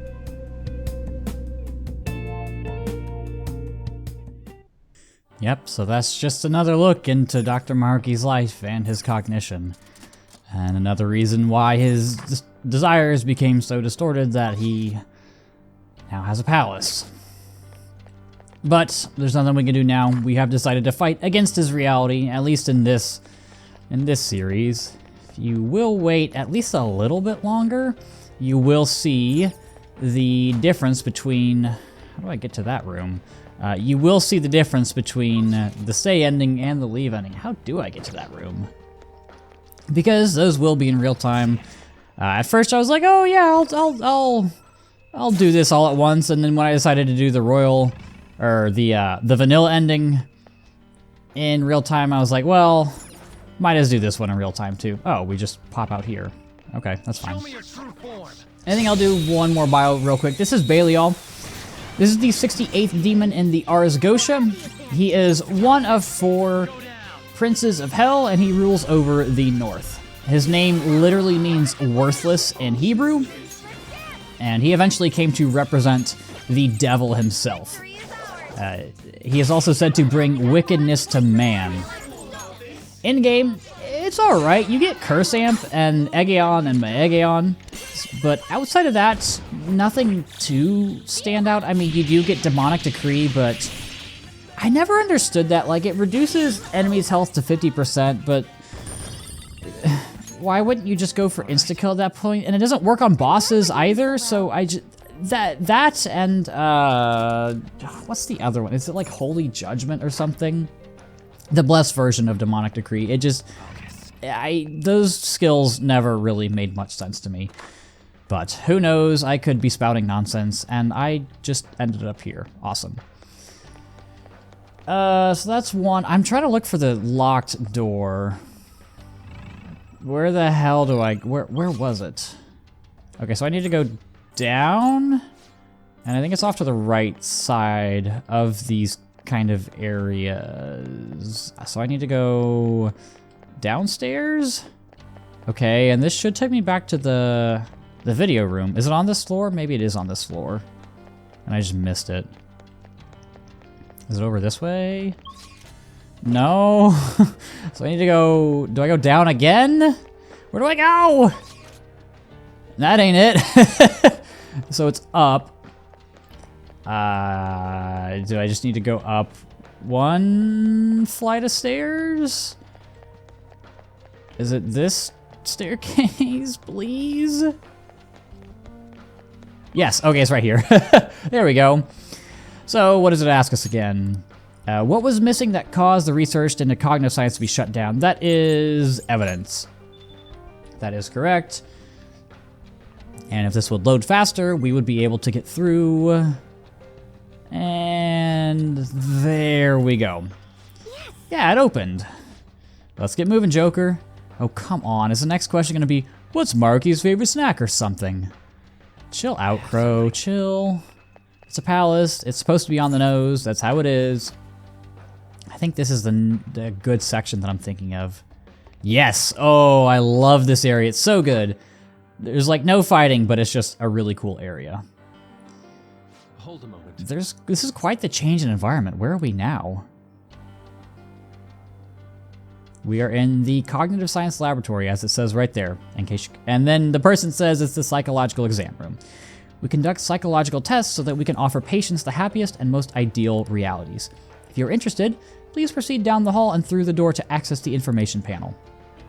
And there they go. An exam room, like a hospital exam room? Something like that, perhaps. What an odd place. The shadows here aren't attacking us. Don't they want to stop us? Strange as it may be, they do not seem hostile to us at all. Furthermore, I admit I'm curious as what to this exam entails. Joker, perhaps we should talk to these shadows and gather some useful info. I would agree. You are the Phantom Thieves, I assume. Normally I capture any intruders, but this area is free to any who wish to enter. I will grant you entrance to the exam room should you so desire. Allowing intruders to proceed. How odd. They must be awfully confident in their exam techniques. At any rate, such progression should work in our favor. We should make sure we get our act straight for this. So what'll it be? Depending on your reply, we'll have to respond accordingly. Okay, what kind of place is this? I see, so you're curious about our facilities. Very well. This is the lobby for the psychological exam room, where we determine if patients are mentally sound or not. We find the flaws and potential issues in a patient's heart that even they may not be aware of, and what exactly comprises these examinations. Beyond that hall lies the special exam room. There, each patient answers 3 simple questions. Touch the information panel to begin the process. Listen to the question and choose the elevator that corresponds with your answer. Please refrain from returning to the previous level until the exam is over, though. And there he goes. And there she goes. Because I really needed that help. Good demonstration. Treatment will be recommended depending on the patient's diagnosis. But this treatment, just like every other step of the process, has been designed with the patient in mind. Do not worry. If no abnormalities are found after the exam's completion, you will be presented with a small gift. For the sake of your own happiness, we ask that you answer all questions with honesty. So all we have to do is choose the answer we believe to be correct. Although I'm a bit hesitant to find out what they mean by treatment. Examine a person's heart, find their pain and regret, then distort their cognition. This is just the palace version of what Dr. Maruki does in real life. But if we make a mistake, does that mean they're going to change our cognitions? That's probably confined to the real world. Here, they probably mess with people's heads some other way. Like, maybe they hook you up to some machine and just bzzz. Hey, don't scare me like that. Well, whatever form his treatment takes, I'm sure we want no part of it for ourselves. Standing here attempting to imagine it won't do us any good, though. Let's take the exam and see where we wind up. Okay, so there is a safe room over here, which I'm going to take advantage of because I've been recording for a little bit, and I feel like I've been talking through the bulk of it. I feel like there hasn't been, other than the video rooms, there's not been really any voice acting, so I'm going to save here. And I'm going to take a little break because I can also hear my cat screaming at me because she's hungry. And we are back at it again in the palace, so let's head on back out. Just like Akechi says, let us depart. This is a section of the palace that is very unlike any other thing in any other palace and very different from basically every other game that I've even seen. What we're doing here, is we are basically given moral and I guess ethical dilemmas, and we have to pick an option, and that will basically take us to one room or the other. So On says the receptionist told us at to start with the information panel. Oh, is that it? Yeah, this is it. I don't think any of this is voice acted, so yeah, so I'll be talking through this. Hello, patients. Here is your first question. One day at school, you see that your good friend is being led away by a group of scary people. You want to help your friend, but if you fight them alone and lose, you could easily get hurt. If you go look for a teacher, there would be no danger to you. But if you don't succeed in time, your friend will most likely get hurt. Which would you do in this situation? A. Go after your friend. B. Go get help. Once you make your decision, please take the corresponding elevator. Thank you. Okay, so we have our dilemma. Huh? Neither answer is wrong, though. Yeah, but this is a medical exam, not a school one. You're trying to figure out whether or not you need treatment. So maybe go with the answer that you think Dr. Maruki would pick? So we have to try and figure out which one Dr. Maruki would pick. Oh, this is going to be hard. It's hard to be sure of anything whatsoever right now. Why don't we try asking some of these other patients around here? They may be cognitive beings, but they still have to take the exam just like we do. Maybe they can help you figure out which one is right. Right. I'm with Mona. Besides, if you try and fail, at least you gave it a shot. Although, I'm not opposed to just plowing our way through the whole exam, but if you refuse their treatment regimen, whatever it is, they're not going to take that laying down. TLDR, be ready to fight if it comes down to it. Yeah, so we are given a moral dilemma, and what we do is, well, I guess you could just go through this like the character said and just kind of plow through it and hope for the best. But ideally what you want to do, is there anything up here? Can you just jump up on these bookshelves? Ideally what you want to do is you want to talk to these different shadows in here. Again, this is why this is so different from every other palace, and figure out which is the right answer. So this reserved man, he says, Hey, you got a sec? Oh, yes, how can I help? So, did you decide yet? I chose B. This is sort of embarrassing, but I'm never on the helping side. Someone always has to help me. I just don't have the courage to confront someone. So you're the type to ask others for help. I mean, that ain't wrong, but don't you ever think to yourself, I want to help them? Of course I do. But even if I had the courage to step in, I might not be able to actually help. If that's the case, it's probably best if I go get help from someone else. That way success is much more likely. Yes. So it's your consideration for others that made you choose B. Well, thank you for your time. You're very welcome. And he made his choice. Now, if you excuse me, and he goes up. So we've heard one side. Let's hear option A from this person. Okay. Alright, let's try asking this guy. You guys are dressed awfully fancy. Doesn't look like you're here for an exam. So, have you chosen an answer? Definitely A. If someone needs my help, I'm doing what needs to be done. Is there any reason you didn't even hesitate? My reason? Oh. Well, normally I wouldn't share this with someone I just met, but I was in this exact situation in the past. The difference is, that time, I just acted like I didn't see anything and went on my way. I let my fear control me. Pretty pathetic of me, right? I've regretted it ever since. So I've decided from now on that I'm going to help people in need no matter what happens to me. Yeah, stuff like that can make you feel totally horrible. Even if it ends up hurting, it's still better to go with whatever choice you won't regret later. A sounds like the right answer to me. Thanks. Well, that's reasoning for my answer. And there he goes. So we've got our two options, and now I think they're going to suggest this. Now we know both sides of the story, but neither one's exactly wrong, right? I kind of get where they're both coming from. What matters is which one Dr. Maruki thinks is wrong. Why don't we collect our thoughts somewhere to talk out our answers? And if it pans over, yeah. There's an empty room over there. So now what we get to do, of course you don't have to do any of this, you can just pick right off the bat, but I think this is way more interesting, is we go to this room and we sort out our information. Alright, let's figure this out. So after some investigating, I think they use this place to test patients' mental states with a questionnaire. If they find any abnormalities, they will force treatment right away. Not sure what it is, but I suspect we should avoid it. So if Dr. Maruki thinks we're fine as we are, we get to skip the treatment. Most likely. It may not be easy, but we'll have to try to think like Dr. Maruki whenever coming up with our responses. Sorry, Joker, but I ain't good at this kind of stuff. Questionaire's all yours, dude. Okay, let's think of how to handle the first question. What should we do, Joker? Yes, and we can talk about our discussion, so let's review what we know. Alright, whose story do you want to discuss? So we got the strong-willed man first. He's the one who chose A, go after your friend. He said he'd help any person he might see who's in trouble.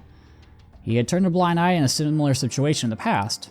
His regret is the main reason he would intervene in the future. Indeed. Standing up to evil to help your friend certainly seems like the right thing to do. That would be correct if this were based on an overly simplistic morals, but this is rather based on Maruki's viewpoint. You may find the man's stance admirable, but what would Maruki do the same? Would Maruki do the same? Right, the risk factor is what bothers me about this choice. You would likely be hurt if you ended up failing. We have to consider Dr. Maruki's thoughts about that. Yeah, he wants everyone to find their happiness, so that means... Well, I guess that's about it for that one. What are your thoughts? Let's also...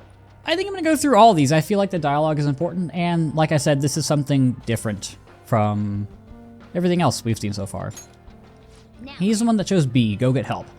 He said there's a chance he wouldn't be able to help his friend alone, so he'd rather find a way to increase the odds. I get what he's saying, but it still bugs me. It's like he's just running away. Yes, but it's not as if his sole priority was avoid getting hurt. I wonder what Maruki would think about it. Remember what Dr. Maruki said on his last day at school? He said it's okay to escape your problems if it becomes too painful. Do you think he'd consider this the same thing? I guess that's about it for that one. What are your thoughts? We can change the topic, and let's pick our answer. Okay, let's come up with an answer based on what we heard. It really comes down to how Maruki would think about it. Risking yourself to help your friend or take the time to find dependable help. Determining which choice is incorrect is quite difficult. And neither choice guarantees your friend's safety if you think about it. Neither option seems any more successful than the other when it comes to helping your friend. Huh? What do you mean? Do you have a moment? Your friend may end up hurt no matter which answer you choose, so that isn't the deciding factor here. The issue is that you may end up getting hurt. That's what we base our decision on. Great, Joker, you totally got this. I guess he's done thinking it over. But we should have enough information to make a wise decision. That part's up to you, Joker. What's up? Okay, well, let's end the discussion, and this is kind of the warm-up where we've only got two options, and it's pretty obvious which one Maruki would want us to pick. Also, you can see these inkblot tests up on the wall. So, Maruki would definitely want, I hope this is right, definitely wants to pick Go Get Help. What do you want to Elevator B, yes, this one. I'm pretty sure that's what that one was. Hopefully I didn't mess this one up. Yep, looks good. No abnormalities detected in query response. Please proceed to the next room. And we get to see the guy who we just talked to.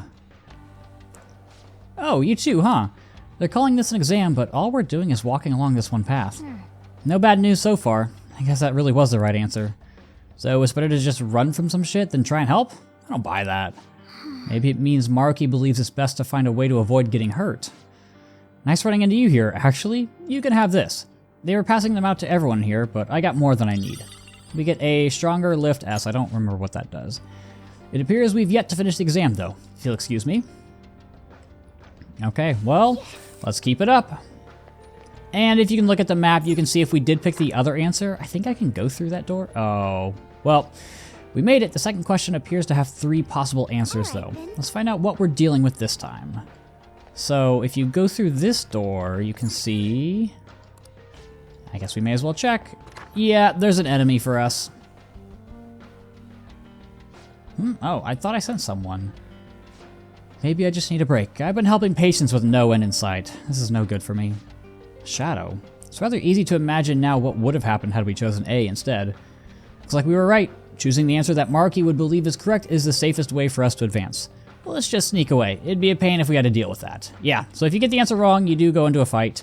It's nothing super crazy, and we've got basically the same thing here. So let's take a look at this information panel. Good to see you again. Here's the second question. You have a personal dream that you really, really want to make come true. You've worked so hard to achieve it, but it's just not coming to fruition. It's causing you a lot of grief, but if you were to give up now, all of your hard work is sure to be for nothing. Which would you rather do in this situation? A, keep up the hard work. B, do whatever it takes, or C, give up for a new dream. Please be honest about your feelings as you consider your answer. Thank you. We don't have to make a decision. We should gather information. Alright, let's go around and talk to these folks like we did last time. Alright, you know the drill, so let's start from this side, the dedicated woman. What can I help you with? I'm curious about your answer. The people here are pretty chatty, aren't they? Not that I mind, of course. About the question, I suppose I'm going up with A. Keep up the hard work. Does that mean you have a dream already? Yeah, I guess you could say so. You probably wouldn't be all that interested in hearing about it, though. I'm a musician, but I'm still at the point where I can only play out on the street. I work a part-time job so I can afford lessons. In my spare time, I'm always recording demos or practicing. Whenever I come up with something I like, I send it out for potential auditions. Despite all that, I'm just not getting anywhere. Maybe I don't really have the knack for it. No! But working hard towards your dream is healthy. You're right, thank you. I was just being hard on myself for a moment there. When I come home from work and lie down in bed by myself, I just get so worried. When things are going badly, I start to break down and ask myself, how much longer can I do this? But all I can do is believe in my ability. I love music so much, and I have no intention of quitting. Thank you very much. Thank you so much. I hope you make it big soon. I hope you do too. You're welcome. See you. I can't believe I just admitted all that to complete strangers. Yeah, that's how it goes sometimes. Anyway, next person. Please? Please, there we go. Whoa, don't you guys look crazy? Are you cosplayers or something? Those look like they took forever to make. That's just so awesome. Will you drop in on my stream sometime, huh? What do you say? Yeah. What the heck is with this guy? He's so pushy. What are you talking about? Oh, interested are you? Well, I'm glad you asked. Alright, I have to start at the beginning, so everything makes sense. He's babbling about himself. You just had to ask, Joker. Oh, oh, interesting. Just tell me your answer. Oh, then I'll do just that. I didn't realize it'd do that. So, I know it's probably not the answer for everyone, but I'm gonna choose B, do whatever it takes. I started streaming so I could strike it rich. With how streaming's blowing up, if this goes well for me, I'd be really swimming in it. You know what I mean? So, you're doing it for the money. But it hasn't been as easy as I hoped. I posted videos every day, but my view count never went anywhere. But then I found the motherlode. There was a video someone uploaded where he just bashed on this celebrity so bad. It was ruthless. And his view count went through the roof. That's when I knew what I had to make it big. From then on, I switched over to solely posting bash videos. Lo and behold, my view count started to shoot up. Oh, so he's flame baiting, saying outrageous stuff just for the attention. So all this stuff you're going on about, basically it boils down to you talking shit about other people for money, yeah? Haha, yeah, you really nailed it there. People hate on me night and day in the comments. They even point me out in the street now. But I'm not doing anything illegal or anything, and that's better than what I could have ended up in.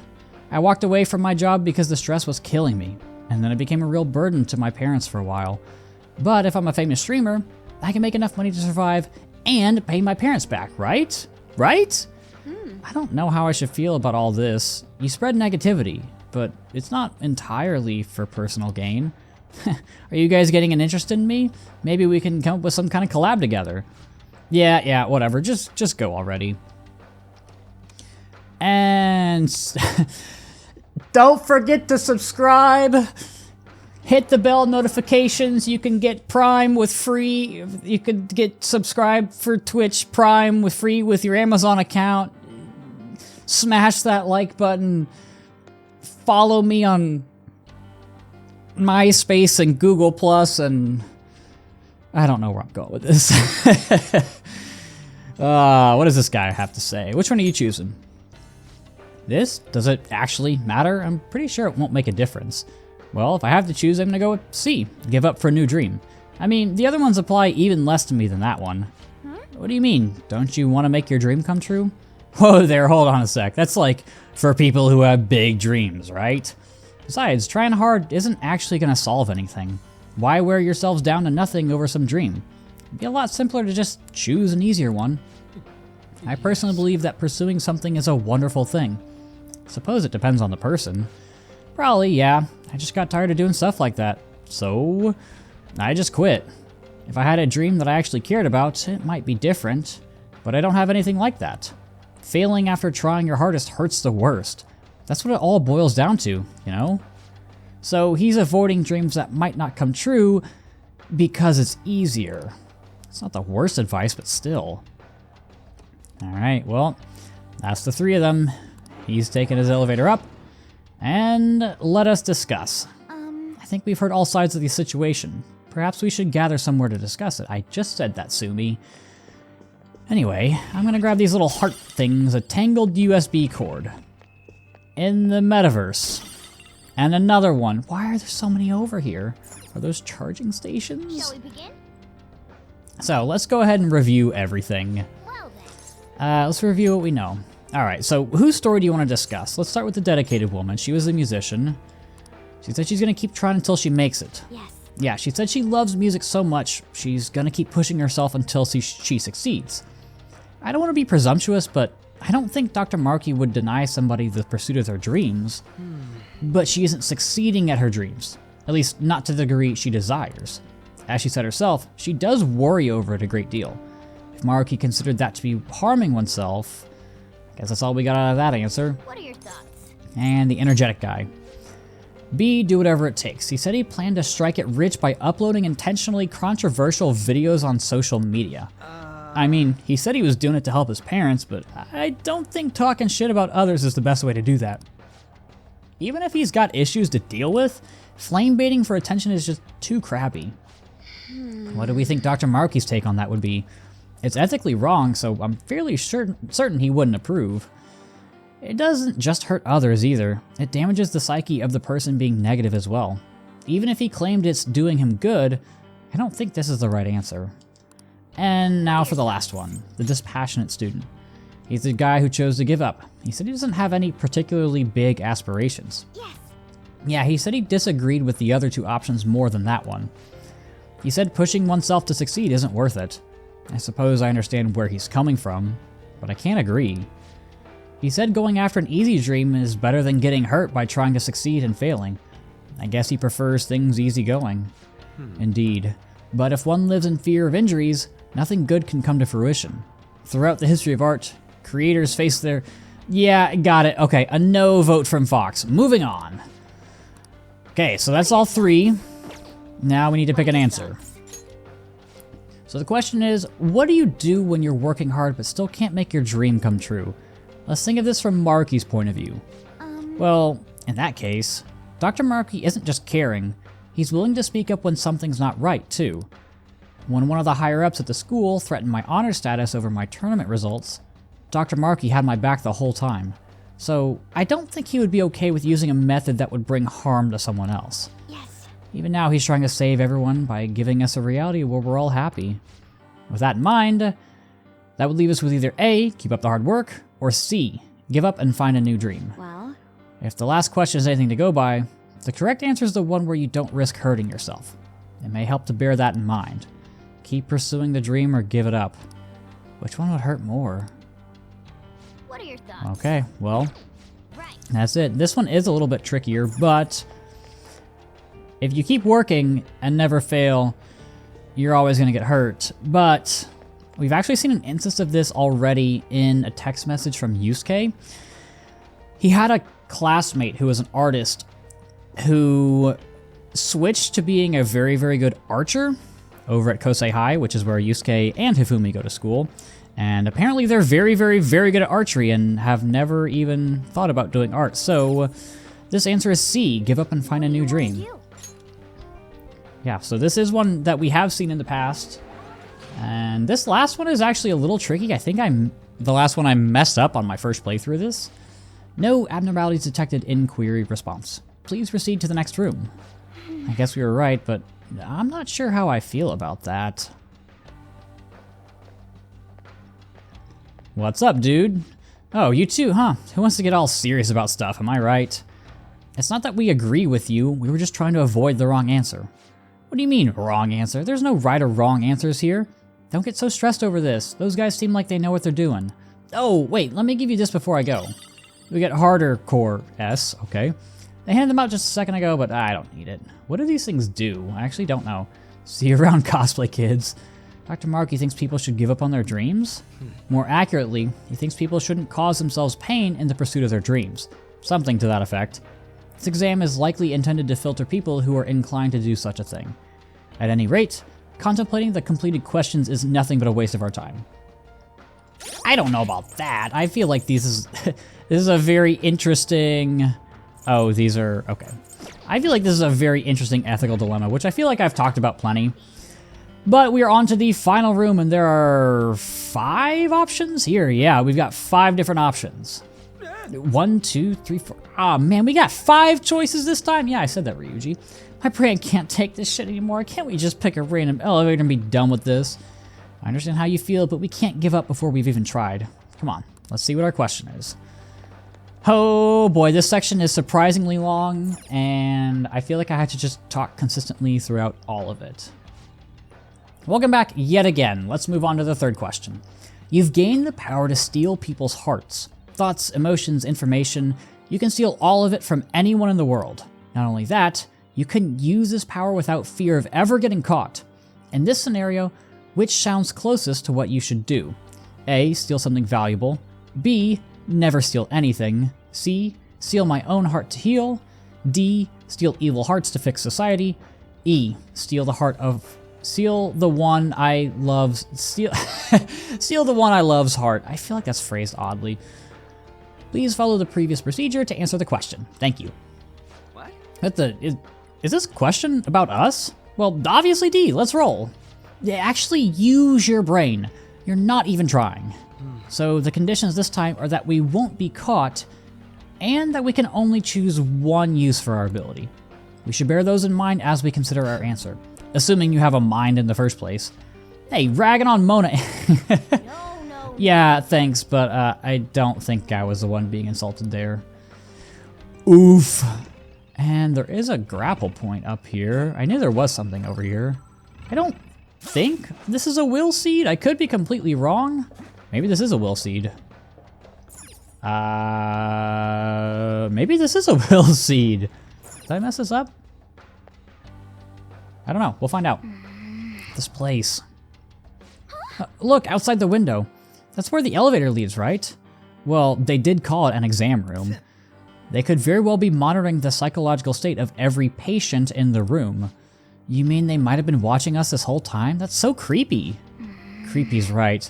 I just wish there was some way we could benefit from this. Well, I guess that means that the first answer isn't the right one. What does this do? Mind control device? We can listen on some conversations here. Okay, what do these guys have to say? I never got along with my husband. I actually hated him. But recently I've been thinking, maybe it was all my fault. And now I've started to hate myself more and more every day. So that's why you wanted to steal your own heart?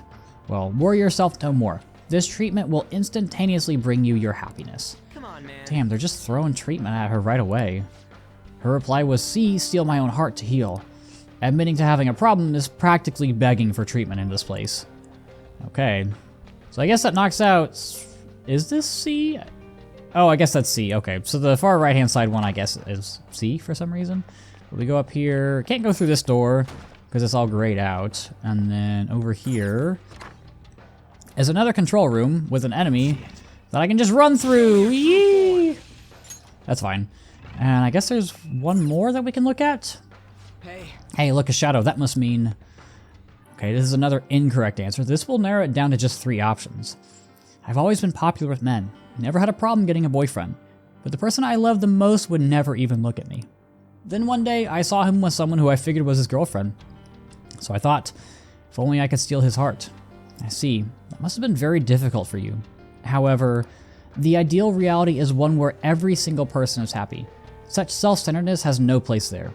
Happiness gained by depriving others of their own is, in actuality, unhappiness. You too can become happy though. I don't think this is the right one. She answered E, steal the one I love's heart. Happiness gained by depriving others of their own happiness?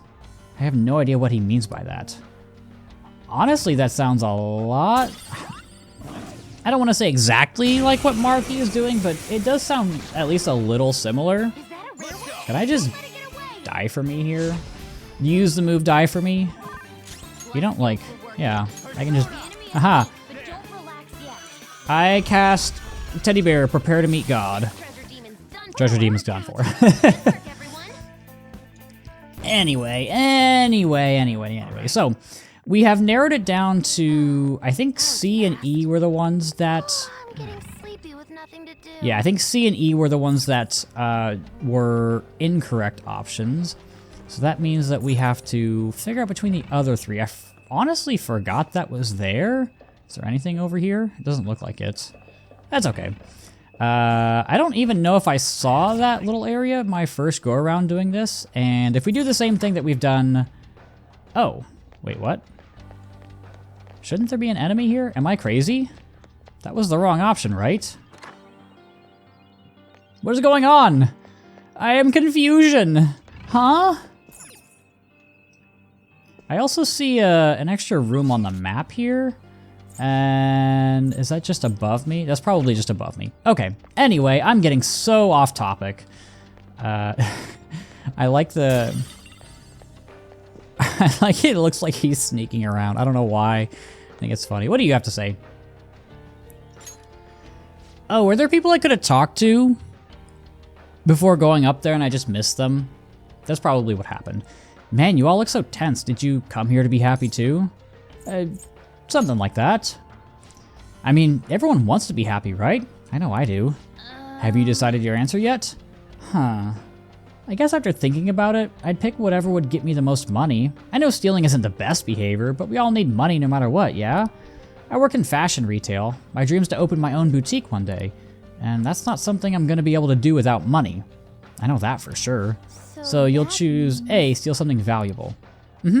I'd probably do it if I was actually able to and no one would be able to find out. But I mean, that's totally impossible. It's fine to fantasize about that stuff like that, you know? So she would wish to fund her dream if there were no risks involved. I suppose we should consider what Dr. Maruki's stance on that would be. Yeah, well... Oh, I meant to mention about your outfits. How should I phrase this? Clothes are the biggest part of your first impression. You should probably put more consideration into yours. Okay. Okay. I feel like I look pretty good. Look at me. I'm dashing. Anyway. Next person. What do you have to say? Composed man. Hello, are you here for the exam as well? Yes. Yes, we're going around asking how others intend to answer the questions. Have you come to a decision yet? As a matter of fact, yes. I'm gonna go with B, never steal anything. Oh, are you already happy right now then? Well, I have a wife and a daughter. We're not exactly wealthy by any definition, but we're happy as we are. If I ask for too much, I'll wind up losing something in exchange. And I just wouldn't be able to do anything that could bring harm to my family. You must care quite a bit for them. It could also just be plain old cowardice. That could explain why I still haven't gotten any promotions yet. Family is important and all, but don't you want to, like, do something big with your life? Maybe when I was little, but even then, I wouldn't have asked for much. I have my family, and that's good enough for me. So he cares for his family and doesn't want much else out of life besides them. It doesn't do anyone harm, and on top of that, there aren't any big risks or dangers involved. If those are all the relevant factors, then this guy seems to be on the level. But it all depends on what Maruki would think. Well, I'm gonna get going. I hope you all find an answer you agree on. I kind of like that guy. I feel like may not be much, but we do have some information. I feel like I have slowly turned into that type of guy where, you know, I don't want to say I've given up on dreams, but I feel much more content just with simple things in my life. You know, I don't need a ton of money. I don't need to be wildly successful. I'm just okay, you know, going day by day, not hating my job. Obviously, there are great days, there are not so great days, but, you know, just being able to enjoy who I am and the little things that I like doing out of life. And I feel like I've become more content with what I have instead of so desperately, I don't want to say like thirsting, but so desperately pursuing things that I don't have right now. If that makes sense. Shall we begin? So let's talk about what we've got. Okay. Alright, third question. We have a bunch of choices to go through, so let's be nice and methodical about it. So let's review what we know. So there are 4 people we can talk about. Confident-looking woman. She was the one who chose A, steal something valuable.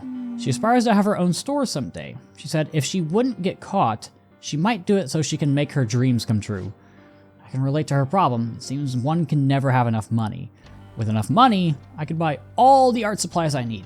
I can even stop cultivating daikon sprouts. I don't know what that is. Fox Senpai, I have some questions about how you actually survive day to day.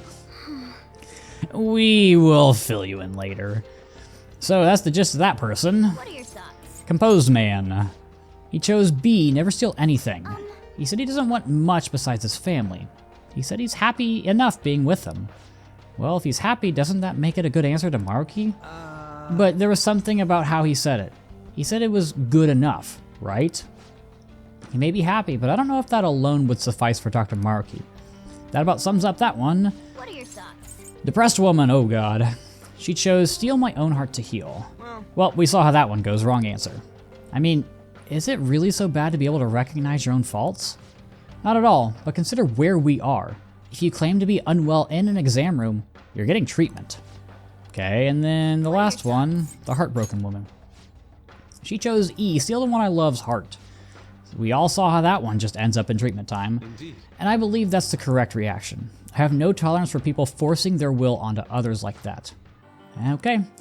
What are your thoughts? I'm gonna double check. Am I missing one? I mean, I know the other option is basically what the Phantom Thieves were doing, but is there not a person picking that option here? Oh. Okay. Well. Okay. Well, we'll pick our answer at the table. Might as well see the dialogue because it is interesting. Okay. And pick our answer. There it is. We need to think carefully about what this question really asks of us. Like how Crow pointed out, what bugs me is how it asks what you would steal without fear of ever getting caught. True, the question does seem different from the previous two. Well, Even when it comes to the people who said they wouldn't do anything unsavory, if they were to know for certain that they would never be caught, their morals could easily slip.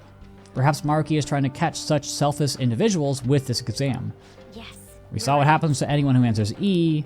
Anyone who wishes to steal the heart of their love is deemed abnormal.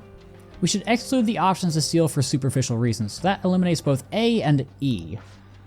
Also, that person who chose C, the one who said she stole her own heart, she looked like she was about to be treated. Yep. Well, duh, if you say something's wrong with you in an exam, you're gonna get some type of treatment. So that one's out. That only leaves B and D. Either never steal anything, or steal evil hearts to fix society. D, obviously, that's what I'd go with. If we may put Skull's brain dead... excuse me. I try to hold my sneezes or coughs or whatever when I'm recording, but sometimes it slips. If we may put Skull's brain dead input to the side for now. As I said earlier, Maruki is trying to find individuals exhibiting morals even in a no-risk scenario. He also wishes for people to be wholly fulfilled, not some compromised middle position. You have all the information you need, Joker. I'm sure you figured it out. What are your Alright, well, we have our answer. Right. And I believe I actually got this wrong on my first attempt, so... That's... What is that? Which one is C? I don't remember which one is which. Let's go here. Okay, so... A... Whoops. A is steal something valuable. B is never steal anything. So we've got B, never steal anything. We've got D, steal hearts to fix society. And we got E. Okay. So the answer here is, if I can find it, yeah, it is actually steal people's hearts to fix society. What do you want to do? I did never steal anything, but apparently that's not enough for Dr. Maruki. So if we head on up, we should see that there's no treatment here. If I did this right. What? Huh? What? A shadow? Wait, does that mean we got it wrong? Oh. No abnormalities detected in query response. Examination complete. We have determined that your heart is whole. Please proceed to the upper level. May you enjoy your wonderful new reality free of worry and strife. Oh, I thought I got it wrong. Congratulations on completing the exam. We received notice from the reception desk. No abnormalities in your results. It appears that your hearts are happy and fulfilled. Welcome to your new life. Guess we passed without them finding any abnormalities. What a relief. But what does he mean, fulfilled? He doesn't even get that we just picked all the answers we knew they'd want to hear. Shut up, Skull. As a welcoming gift, please allow me to heal your aching bodies. Also, please accept this small token of our gratitude for your coming here. Oh. We got a bead chain too, that's nice. Now, please make your way to Paradise, just beyond the gate. Okay, I guess we'll go to Paradise. Let's keep this up. We are in the final stages of the palace now, if I'm not mistaken. I believe I know what the next area is. What the? They're just passing through that weird wall of... What even is that? Whoa, so sci-fi. Well, had we failed the psychological exam, they would have treated us. Since our answers were satisfactory, I suppose we were brought to this passageway instead? I guess we gotta try it out. Okay, just be careful. Just... Damn it. Nope, I guess not. Abnormal brainwave pattern detected. Access denied. Please report to the counseling room for further instructions. What? Who are you calling abnormal here? We passed your stupid test and everything. But we weren't answering honestly. We're gonna be seen as abnormal no matter what, considering we're here to stop Maruki at all. Wait, hold on. But that means we can't get past here no matter what. Ah, damn it. I'm finding a way past this thing, even if it kills me. I wouldn't do that, Skull. Well, we can go through the little air vent, because why wouldn't you have an uncovered air vent in the middle of a hallway? I know, I have those everywhere. And looks like we're in a server room. Are there any notes in here? Because I know I kind of missed one. I did end up going back and finding it. Ah, Apple Vision. Whoa, whoa, whoa, what's with these guys? Whoa, look at those freaky machines they're wearing. I see. Well, we came here from the exam room, so it logically follows that this is the counseling room. And those people are... That's what treatment is? It sure as hell don't look like it to me. Don't sweat it too much. They're all cognitive beings. Let's just keep moving. Persona Matrix. The best. It looks like there is a safe room right here. And I want to say there's a... Is there a... No. Will Seed's in the next area. It's hard to remember where some of the Will Seeds are, but... Fortunately, this palace does have very memorable, like, segmented areas. And it helps that you do have that break halfway through just to make things easier. Is this... What is over here? Okay, I believe that's the next area, so I'm gonna go through this other door and figure out where this leads. Is this a shortcut back to, like, the entrance or something? I feel like it might be. Maybe? No, this is just back to where we were. Why is this here?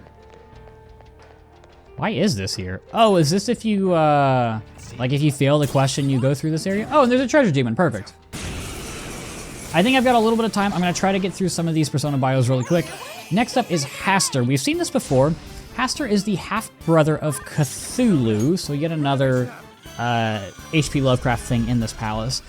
This is a quote from, I believe, the SMT wiki. So it's a black, shriveled, flying monstrosity with tentacles tipped with razor-sharp talons that can pierce a victim's skull and siphon out the brain. Done already? You know, How disappointing. just normal stuff.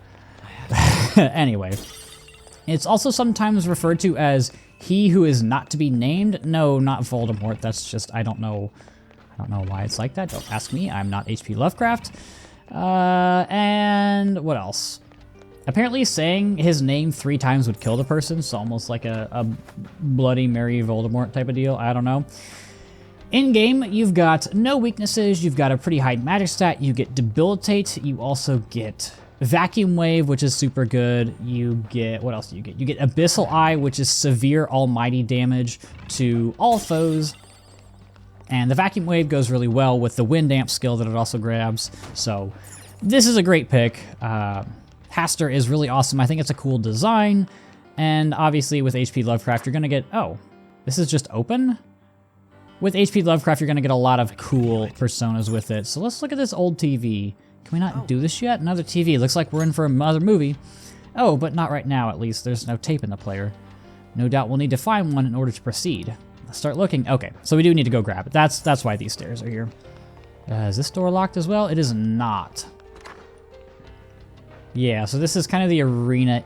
The room that's like the arena. If you remember that, like way in the palace. But we've got a lot of strong enemies here. Do I want to fight these? Hey, those are some scary looking shadows. Make sure we don't get caught.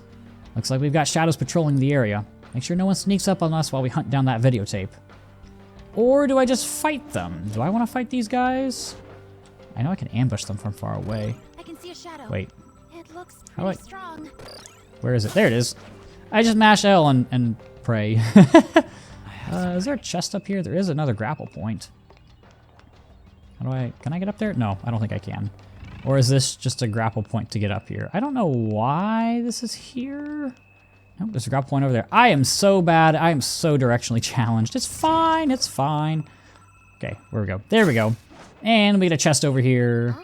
Because why not? Next persona, and this is probably fitting because I'm guessing these are also the strong shadows patrolling here, is, and I've talked about this persona before, Fafnir. Fafnir. Oh shit. Fafnir. I'm gonna say a bunch of names wrong, but it's fine. Fafnir is the son of Hreidmar, the Dwarf King, and the brother of Regan from Norse mythology. So his brothers killed their father to inherit his gold, and then he transformed into a dragon as a symbol of his greed. Regan eventually sent his son Siegfried to kill Fafnir, and eventually did. In-game, holy damage, this thing, and I've mentioned this before when we fought it and almost got, did kind of get destroyed and I had to run away in the previous palace infiltration. Fafnir just does so much damage, and I am terrified of this thing. It has Gigantomachia, which is colossal physical damage to all foes. It also gets Cosmic and Atomic Flare, that's the severe nuke damage, both single target and multi-target. In addition to that, it gets Nuke Amp, in case you didn't have enough severe nuke damage. It also gets Debilitate. So, yeah, this thing's crazy strong. It's got good affinities, like it's got 2 reflects, 2 drains, and 1 resistance with no weaknesses, so yeah, there is no shame in using Fafnir. It's just good. It's just good. And we get red phosphorus there, Jesus. But what is this? Let's find out what's in the box. What's in the box? Is it anything important? It's a cleaning spray. Nothing's here, let's look elsewhere. Let us do that indeed. And there's a thing right here. Next persona, this is Shiva. So Shiva is also called Shiva the Destroyer. It is one of the Trimurti, which are the 3 important gods in Hinduism. I've talked about that before. So while Shiva is a destructive god, it's not malevolent. Like, you can't, it's kind of like you can't have creation without destruction, that kind of thing. And he often caused great harm to himself in order to help others around him, if that makes sense. I can't do any gun stuff here. That's awkward. I can figure this out. Stat-wise, Shiva is incredibly strong. You've got fantastic affinities here. What else? You've got Psycho Force and Psycho Blast. Those are the 2 severe side damage skills. I mean, what else? You get Auto Mataru Kaja, you get Megidolion, so Shiva's, I mean, I've kind of said this, we're kind of at the point where just everything is good, and that's really all you need to know, and I need to figure out how to kill this Fafnir. Do I just Mabufu Dine? Is that going to do something? That's going to do a little bit of something, and you recovered. Please don't kill me! I think I'm okay, because Futaba didn't proc. Yeah. And we get another showtime. Next up on the list, this is, and I've mentioned how much I love this persona, this is Alice. So yes, you've got Alice in Wonderland, kind of the falling down the rabbit hole into the fantasy world type of thing. But this one is closer to the European folklore version of Alice. So Alice was used to basically scare children. I don't want to say like the boogeyman, but something like that. So it's a girl who died at a young age, and then as a spirit She was driven insane by gaining like these crazy, extremely powerful magical abilities. And what she uses with that, she kills naughty children. She kills naughty children at night. So that's a thing. In game, Alice is the ultimate persona of the Death Arcana. You get an exclusive trait, and that is Just Die. It's basically free insta-kill skills. That's all you have to do. You also have, if I'm not mistaken, this is a exclusive skill as well. Die for me. It is a high chance of curse insta-kill to all foes, which the Just Die plus the Die for me stacked with Mudo Boost. That's all you need. That's really, I mean, you've seen me using Alice in this video. She's incredibly strong, is great to just mop up enemies, and if you do end up using her in a New Game Plus run, it's not like Izanagi no Okami levels of brokenness, but it is very, very close. But we've got another box here. It is probably nothing important. Yeah, just some relaxed shell. Okay. Next persona is Cybele. So this is the Phrygian mother goddess. Phrygian is, I believe, an area in Greece. She's also associated with nature and wildlife, which is common for mother goddesses. She's seen in both Greek and Roman mythology, and is usually the same motherly ideas as her original form. So like, no matter where, oh, we get more enemies. No matter where you see Cybele, kind of the similar ideas, goddess, all that stuff. But we've got more enemies here, that's fine. Don't forget to lock that door. Okay. In-game, Cybele is the ultimate persona of the Priestess Arcana. So that gives her an exclusive trait. She has linked bloodline. That gives you a 50% attack bonus after a baton pass, so on the receiving end. Show me your true form. And as I'm trying not to die here, you've got an incredibly high magic stats. Unfortunately, you get just a lot of healing skills, and that doesn't really take advantage of linked bloodline. So I would recommend, what I would recommend is that you fuse good offensive skills into Cybele. Because again, high magic stat plus the linked bloodline, that'll really help you when you are doing baton pass shenanigans, especially in these later fights. And that's going to be very, very, very helpful. Next persona is Surt. So, Surt is a massive fire Jotun in Norse mythology, and his sword is called That's Leviathan. I don't know how to say it, but it's the name of Akechi's physical skill. Like I said, I don't know how to say it. It's spelled like that. Yeah. So his fire would apparently rain down during Ragnarok. And that's really all the background I have on it. The background blurb on the SMT wiki was not particularly long. But in-game, he is incredibly strong. You get Blazing Hell, in addition to Fire Amp, so those two stack really well. You also get Auto Tarukaja, Brave Blade, and Gigantomachia. So, on top of having good affinities, you've got a really, really strong fire and physical attacker, in case you couldn't tell by the design. You get a lot of good fire skills. I like Surt. I feel like I don't use it too much, just because it's... I think it's near the end of every game that you get it, but that's not the worst thing in the world, and I missed a room. What else? I guess I could own... Wait, did I already... No, I did Shiva. Vishnu is my next one. So this is yet another of the Trimurti, which again I've talked about. He is the preserver who maintains balance in the world. So he has a bunch of different avatars, so like even Buddha is considered I guess a version of Vishnu. And he's also the husband of Lakshmi, who we have seen in the past. In-game, Vishnu is the ultimate persona of the Fool Arcana. He has an exclusive skill.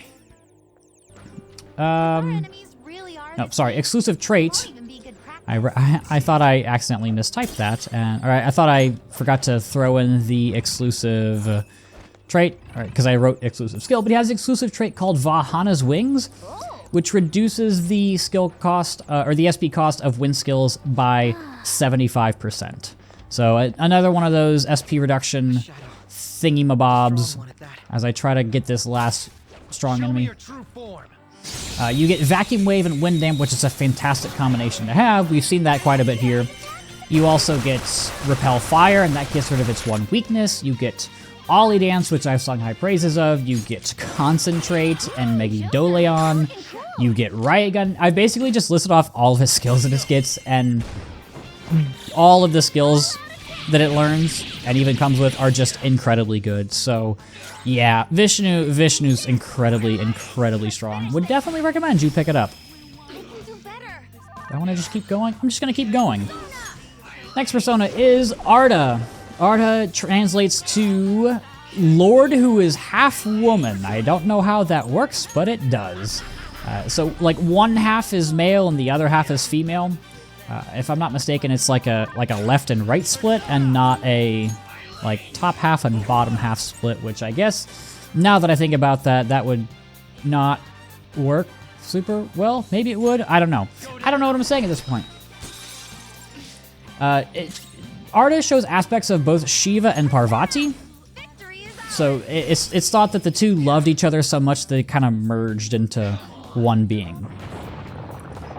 In game, this is the ultimate persona of the Temperance Arcana, which just feels perfect for its background. It has an exclusive trait called Naranari, which doubles the SP restored to self, which is just very niche, because at this point you've probably stockpiled, what are they called, beads, the thing that restores all of your SP, like those items, you've probably stockpiled those, so I feel like if it was double the amount of SP restored to your party, that would be really good, but it's not. And I can't open that door. Interesting. Is there an event somewhere that I missed? I think there is. Anyway, you get God's Hand, which is very strong. You also get Cosmic Flare. Oh, I know why Naranari is good, because you get Invigorate 3. That restores 7 SP every turn in battle, so if you've got Naranari, which doubles that, now you get plus 14 SP every turn in battle, so I'd recommend maybe putting Spirit Drain on it and try to do like an SP Drain setup, if that's something you're interested in, but not 100% sure on that. And we've got another box.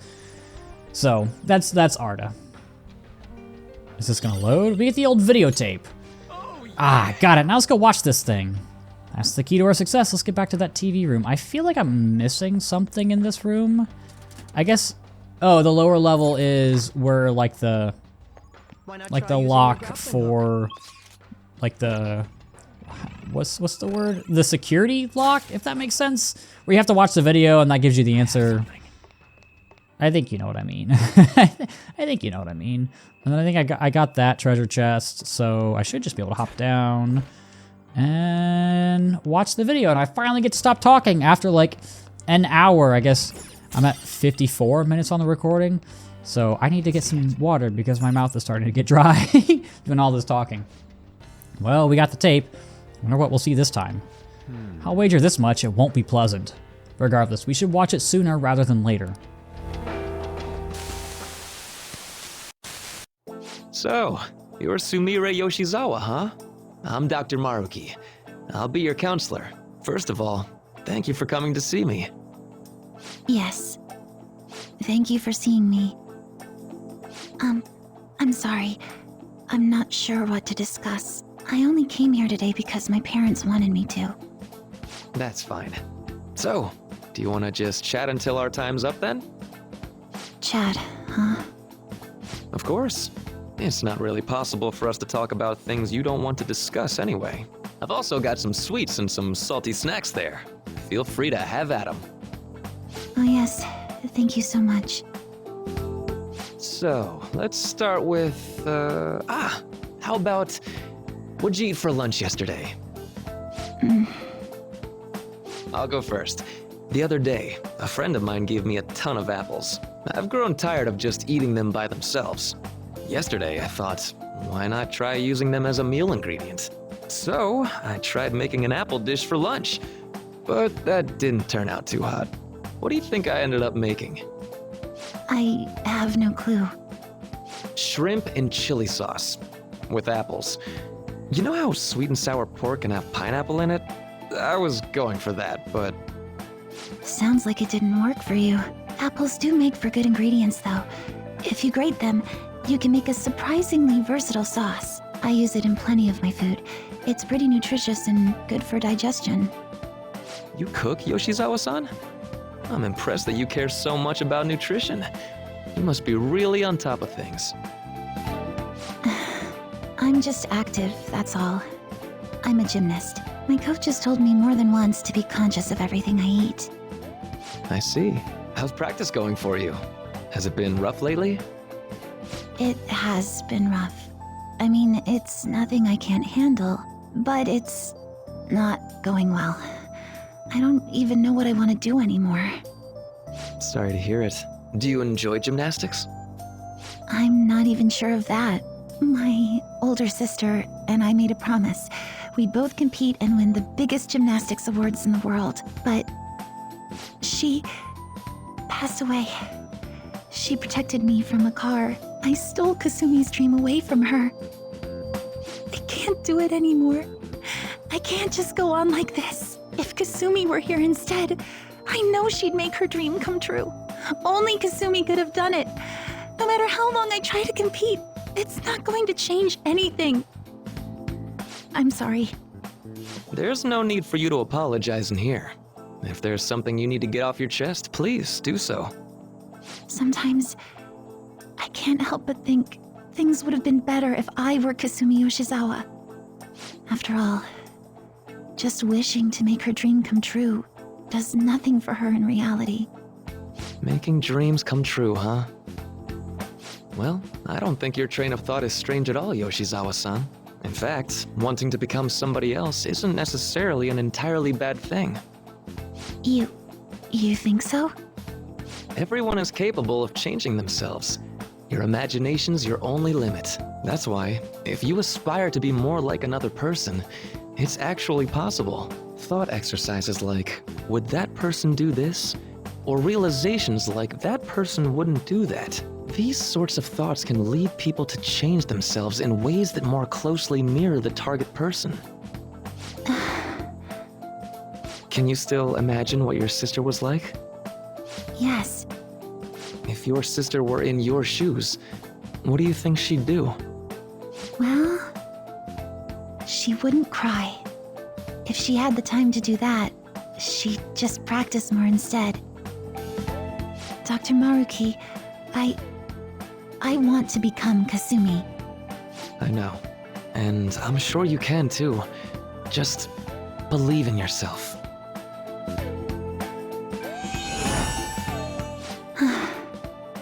How about it? Are you feeling any better now? Yes. I feel like a weight's been lifted off of me. You're amazing, Doctor. It's no big deal. Still, it seems like my counseling approach does some good after all.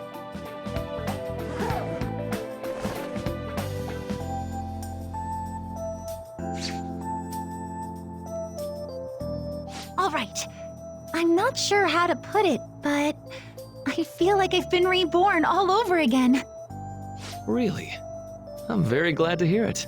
Feel free to drop by again sometime, should anything come up. We can even just have a chat, like today.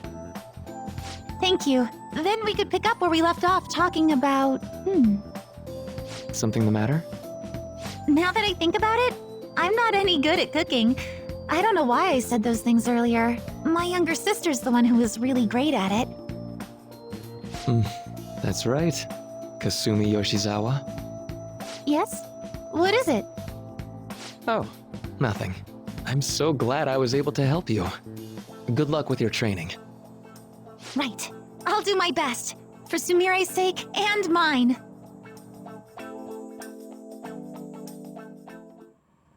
Was that...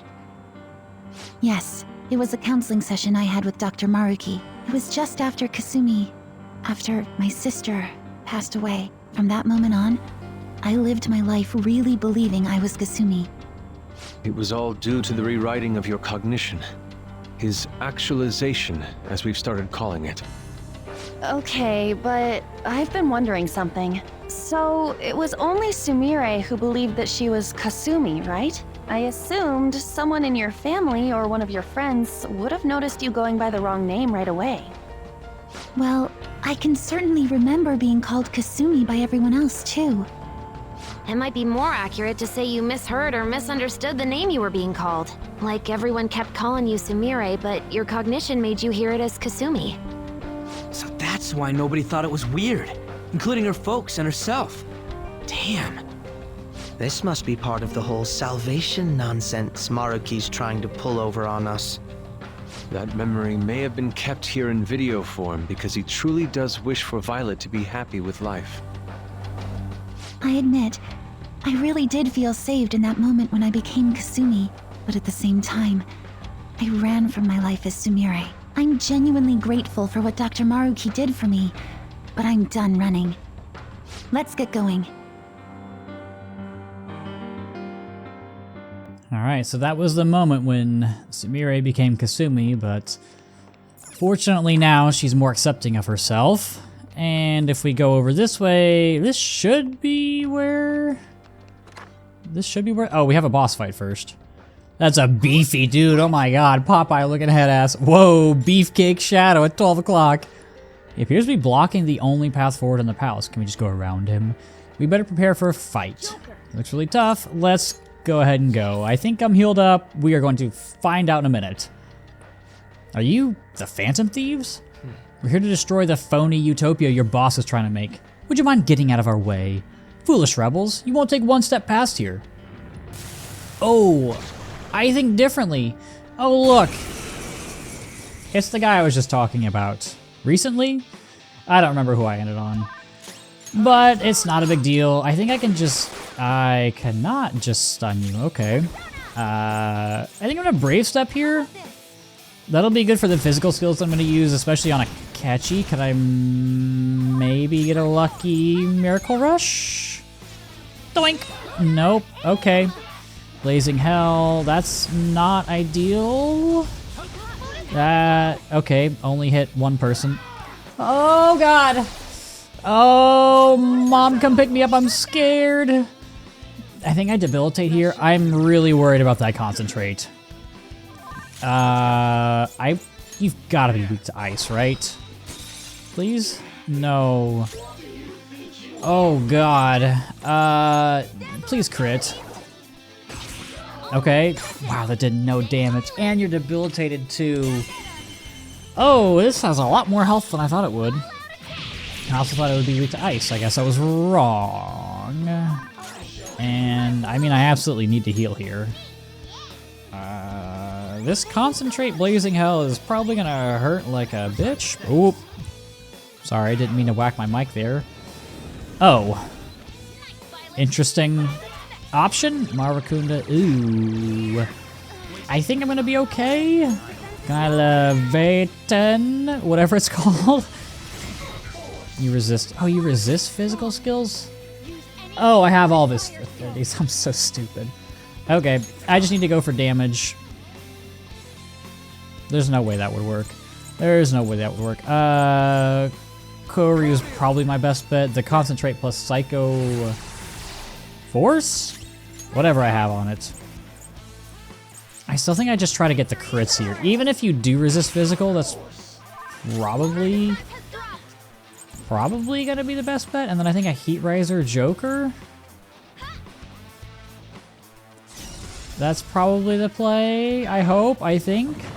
Gigantomachia, you have minus attack, so I think I'm okay, yeah. This feels almost, okay. This almost feels, I don't want to say easier than the Fafnir fights, but like obviously it definitely has more health, but it doesn't seem like it's doing much more damage, if I'm not mistaken. I don't know. I don't know what I'm doing. I'm just kind of vibing on, what is it, a Monday? I'm vibing on a Monday. We're chilling. We're having a good time. Fortunately, there aren't too many more long episodes that I need to record, and it does feel like I'm finally making my way towards the end of the series and kind of finishing up preparations for Reload in real time. I've thought about... So obviously Episode Aegis is going to be a little problematic, because if you haven't played Episode Aegis or don't know anything about it, it all takes place on one day. You're kind of in a Groundhog Day type of time loop sort of deal. So I don't really want to record it all at once, because I'm not gonna lie, I don't like Episode Aegis. So I was thinking of maybe doing it like where while I'm recording Reload, I'm also recording Episode Aegis, so you can kind of see like how I changed throughout the course of the series in one video. Granted, the video is probably going to be like 25 hours long, which is just crazy to say out loud. But that's something I thought of doing. I think that might be my best bet, because I don't really want to do Episode Aegis within the span of like 2 months, because that's a lot of recording. And I'm fine. Yeah, this thing is surprisingly not giving me many issues. I'm just gonna Megidoleon. That's probably the play. This should kill, right? No? Okay, I don't need to bust now, Futaba. Oh, thank you. Thank you for the tiny bit of HP recovery. Really needed that right now. But this will absolutely kill. And that's all we need to do. Now we can finally get to the door. And this should bring us to the last area. I forgot about this section. I thought we would just be the last area. Everything going on in here is so bizarre, though. Changing people's cognitions and rewriting their realities as happy ones. He may consider this a form of treatment, but I would assuredly decline such a procedure for myself. Come on. Let's move out. We need to stop him. All right. Well, we are finally onto this door. So, this video is about Sumire. How do many adolescents react when they are close to another who is more talented than themselves? By wishing to be that person. That's what Sumire did. This should be correct. I can't imagine what else it would be. Unlocked. Yes, there we go. Okay, well, we should be on the final area. We did it. Never would have thought I'd be this password to someone's security. This should be the final area. This is where I thought we'd be after exiting the exam. Can I please press this button? I forgot about this little in-between area, even though it's not super long. It's basically just the upstairs and then the boss fight, but please be it. Yes, I love this area. I love this area in the game. Look at it. It's so cool. It's so cool. And it has one of the most interesting puzzles in the game. So if we walk up to this console, we'll get a cutscene that doesn't explain the console very well. Or maybe it does. I don't know. Where are we? What a change in scenery. We were just in a science lab, and now... Quite. It's almost as if we're in...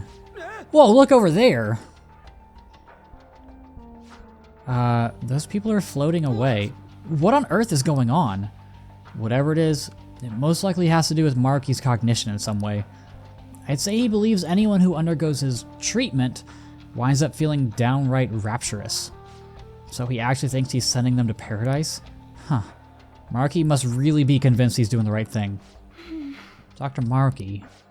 Mona-senpai, the treasure's above this room, right? Yeah, I think we're pretty close. The real problem is actually getting up there. There's some stairs, but there's a big ol' hole in them. They got thick-looking vines growing out of both sides, too. Think we can use it somehow? We don't know if they'll support our weight. I'd rather not take any unnecessary risks. The steps do extend part way upwards, so there should be some kind of method to turn them into a safe passageway. At least that's what prior Palace experience makes me think. Must agree, and it looks like there may be a device for doing just that right over there. Think it could help? Well, what say we don't waste any time then? Yes, so this is a console. And if you look at, what is this? It's a light control switchboard. It's for adjusting the brightness of colored lights. Yes, the vines that we were just looking at. I guess this is a different set. See the light on that gate in front of the stairs? Right now the color on the dimmer switch panel matches that of the light. Now that I take a closer look, the vines appear to form stairs where the light is shining. I believe we'll be able to change the available paths if we alter the lighting. Alright, Joker, try out the dimmer switch. Okay. Yes, so if you look in the left-hand corner, it says mixing result. Basically, you've got your 3 primary colors, and you can turn them on or off. And you can also make the secondary colors, so yellow, cyan, and magenta. And then if you activate all 3, you get white. How this works is the vines that are the corresponding color will grow. So if I set all of them, it's set to white. That means all of the colors are in there, and we fix the stairs. It appears the vines grow wherever the color of light matches the color of flowers. Okay, I already explained this. You didn't need to explain that to me, game. But I really, really like this puzzle. It's very tricky. This right now is basically the tutorial of how the puzzle works, but the last few are incredibly difficult to do. What do you have to say? Oh. I guess he left. Yeah, so in case you couldn't tell, this is very, very much a Garden of Eden type of thing, and we've got a statue right here of a woman holding an apple, and that is Rumi, in case you couldn't tell. But at the same time, we've also got a camera there, we've got cameras all over the place. So it's Garden of Eden, however, it's not quite as divine as the normal one would be. First the stairs, now a wall of vines.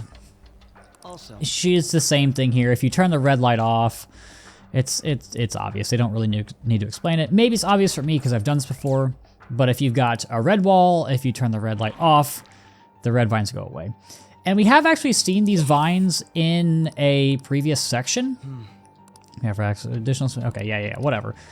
We've seen this in a previous section. If you remember the area with, it was right before the second will seed, I believe. The one with all the, like the spiral staircases that I got lost on a few times. We see these plants in there. So it was kind of hinting to that. Not 100%, but you get the idea. It's just, I don't know. Another reason why I like this palace so much. What is this? Why are you in, oh, I grabbed you. I love this palace. I think everybody pretty definitively says that this is one of the best palaces in the game. I don't know if it's my favorite. I mean, for me, it would definitely be between Sai's Casino and then Maruki's Lab. I don't know which one I like the best. That would be something that I'd have to actually think about for a while. But this puzzle right here is one of the reasons why, or I guess this mechanic, not necessarily this specific puzzle, is one of the reasons why I like this palace so much. It is a very interesting idea, playing with the different colors, and it's not something that I feel like I've seen before in games. Okay, where do I need to go? I need to go over there. And it really causes you to kind of pause for a moment and think about how all of these different systems work, because not all of these consoles allow you to switch all of the different colors. Like you can see, this one only allows me to switch on and off blue. So I don't know, it's a very interesting puzzle, and it has, I don't know if it has multiple solutions, but it definitely feels like the options that it gives you are pretty limited. This doesn't help me. Yeah, so I love this dungeon, partially because again, it does feel very different, like the area that the exam room, that feels very, very different from basically any other mechanic in the other palaces. Like there's nothing, I feel like there hasn't been a palace where we've just kind of had to sit there and work through how the palace ruler thinks before. Quite like we do with Maruki's palace in that exam room. And, huh? What is this? Oh look, we can combine colors. We gotta match the color lights. Okay, purple switch. I've talked about this. Magenta, so we can create it with the colors. Okay. Yes, Yusuke likes it because he's an artist and that's his only personality trait. So, fortunately, we do have the mixing results on the side. You don't have to be an artist, but you can make magenta or purple or violet or whatever you want to call it by mixing red and blue. Shout out elementary school art class. And that's the last time I took an art class. I have not taken an art class since elementary school because I took band in middle and high school because I don't like art very much. It is what it is. I think while we're doing this, I'm going to run through a few bios. Next on my list is Odin. Odin is the most important god in... he's the most important god in Norse mythology. He is an exceptional ruler, warrior, and commander. He's also the father of Thor. In addition, he determines where Valhalla is and commands the Valkyries, which they kind of go hand in hand. Odin would eventually he would be eaten by Fenrir during Ragnarok. Stat-wise, this is the ultimate persona of the Emperor Arcana. He has an exclusive trait called Bargain Bolts. This reduces the cost of Zeo skills by 75%. So that pairs very, very, very well with Thunder Rain and Wild Thunder. Those are the two severe electric damage skills that he gets both of them. In addition to also getting Electric Amp. So all of those things kind of combine together. The trait plus the damaging skills plus concentrate and all that stuff. Those synergize really well with each other. He also has really incredible affinities. So yeah, would recommend grabbing Odin if you can. You don't have to, obviously, but anyway, another Norse-ish persona is Siegfried. So Siegfried is a hero from Das Nibelung. How do I say this? Nibelungenlied. That's how you say it. shout out my German skills. Nibelungenlied. I had to look at my computer super close because German has these long-ass words that are compound words and they just merge everything together. But you probably know him from Wagner's operatic adaptation of that story. Siegfried is based on the Norse hero of Sigurd, and I've talked about Sigurd before, and I guess Siegfried. He was the one who killed Fafnir. Yeah, I've talked about him, so I'm not going to really go more into that. Stat-wise, we've got a cutscene. Why? Hey, look, a huge staircase. It appears to stretch all the way to the top of the buildings. That's probably where the treasure is. We're almost there. Let's keep moving, Joker. Okay, glad we spent time to talk about that. Stat-wise, so Siegfried is not the monster that he is in Persona 3. Obviously, doing my practice run of Reload, Siegfried carries super hard. But he's still very, very strong in this game. You get Brave and Vorpal Blade, Charge and At Pupil, and Auto Motaro Kaja. So those things, when you stack that with good agility and good strength, it's gonna be a good persona, like it just is. So, you know, like I said, not nearly as strong as he is in Reload, but still a very, very, very good choice. And I need to figure out how to get this chest. So that is a cyan. So I need to get rid of green somehow. Oh. Problem solved. And that should... Oh.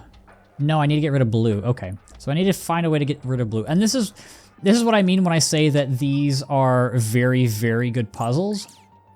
You have to think about how what you do affects the puzzle as a whole, and then kind of construct a... Fortunately, all of these things are labeled. Like all of the staircases and the walls are all labeled for you on the minimap. So while you do have to construct your own like mental map of the place, it's not like you're writing things down. You can very easily tell where things are supposed to go, and that makes navigating this section incredibly easy. It's also good that they put the little color wheel thing on the consoles just for people who don't know that very well. So I think this section could have been incredibly confusing, and the way Atlas handled it was very, very good. Okay, so I need to get over there. I believe the grayed out pathway right there, that might... No, that's not the will seed. Okay. So, how do I get over there? Okay, so we got green, we've got red. Red is activated. And then, can I activate blue here? I think I get rid of green and then turn on blue. I think that's what I need to do. So that gives us magenta. That's not what I need to do. So I need cyan. Okay, so I need to... so I need to find yellow. Do I make my way... I guess the only thing that could have made this better was if they had labeled the consoles and what colors you can grab on the consoles. That would probably be helpful. I know I need to get to the other one. Words. My brain. This happens when I'm like trying to play games with my friends. If I have to think about something, I can't form coherent thoughts. It's not good. Okay, so this is a yellow wall, so I need to get rid of yellow. Where is yellow? I can't get it there. So I need to... oh, I guess they do have the things kind of labeled on top. Where the hell is yellow? It's green. Is yellow over there? There's not a console over there. That's green and blue. Where is yellow? Green and blue. That's green. I guess I need to get over there. There's got to be yellow over there, right? Or is yellow down here? Did I miss it? I can hear my cat screaming at me. Lovely. She just always screams. I know I mentioned it before, but like that's all she does. She sleeps and then she wakes up and screams at me for food and attention, and then she goes back to sleep. Okay, I need to just reset stuff here. Oh my god, yellow's not a primary color. I'm so stupid. I'm so dumb. I'm so dumb. Oh god, I was looking for yellow. Yellow's not a... wait. Yes. Right? Red, blue... Yes. Red, blue, and green are the primary colors, right? I feel like I'm losing it. Okay. And then do I go down here? Go over here? Figure this out? Maybe? Wait, okay. There's definitely a guide for this, but I have too much pride. Okay. So I have red and blue, so I need cyan. So I need blue and green, but no red. Okay. I need blue and green, but no red. Blue and green, but no red. Blue flower, red thorns. Blue flower, red thorns. Blue flower, red thorns. I need red and green, but no blue, yeah? Red. No, I need blue and green, but no red. So I need to go turn red off somewhere. Where is red? Was red over here? I'm sure this is just, I'm sure you guys are screaming and so angry at me, but it is what it is. Okay, so I definitely need to go take care of that one. So I need to turn blue off. It just takes a minute. It just takes a minute. Sometimes I gotta verbalize all my information, all the stuff that's in my head. I gotta verbalize that to process it. I gotta use this noggin for a change. I can't just speed through this game. I guess just this part, if you're thinking about it. And I should be able to go over here, and I need to turn red off. I think I turned blue back on, because I need to get back. Because this gives me cyan, and I don't have yellow, so that's good. And I think that's the solution. I gotta go the other way. So I should be able to go this way. Yes, cool. Okay, there we go. It took a few minutes, but we're here. We're here. We gotta do this bridge. And get that. And now we can go up. Oh, I missed an area.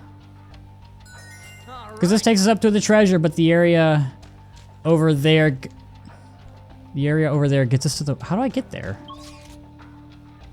Oh, there's a little platform for me to hop on. Okay, that's fine. This area takes us to the treasure, but I need to get the other will seed, which is down there, kind of off to the left. And that's the harder of the puzzles. Did I just miss how to get down there? Yeah, I just hop over there. Okay, well, that's fine. And I can't do anything here. Okay, go back, abort. I think I have to go around. Right? Question mark? Let's go ahead and put red on. I wish it was a little bit faster to be able to change these. Like maybe if it was just, I don't know. Maybe it isn't. Maybe if they didn't show the cutscene every single time, that would be easier. Oh, I can literally just hop over here. How did I miss that? God damn it. You think with how often I play this game, how many hours I have in it? Okay. This is actually relatively tricky. I don't want to do that yet. Go back. Because I need to grab that chest. And I don't think there are any other chests for me to grab over here. It doesn't look like it. So basically what we need to do is we need to get here to this platform with only red on and the other colors off. Because all of the things are blocking our way. So this, if I do remember correctly, this is actually a pretty tricky puzzle. So I think I'm gonna turn green off. I should probably turn the fast forward off because I know I'm gonna mess it up at some point and I'm gonna fast forward through important dialogue. I really need to turn that option off, but I have it on because of the alternate save file that I'm working through right now to show some extra stuff.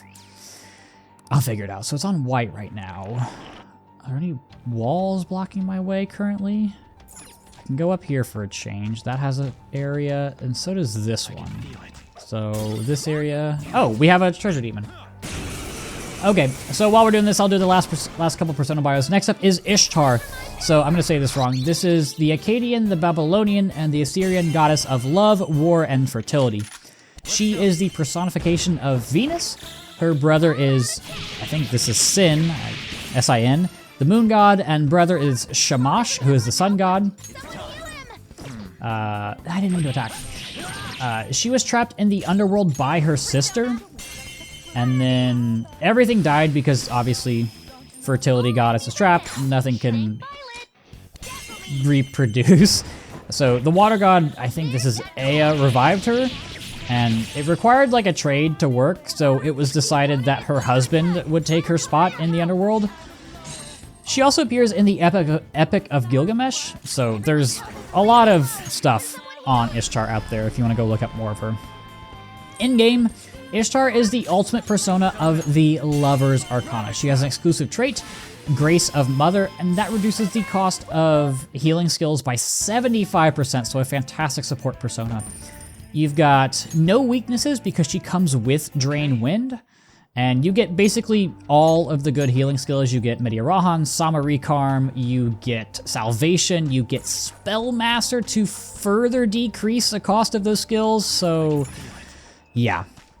Ishtar is a very, very, very good healer if you need one on your team.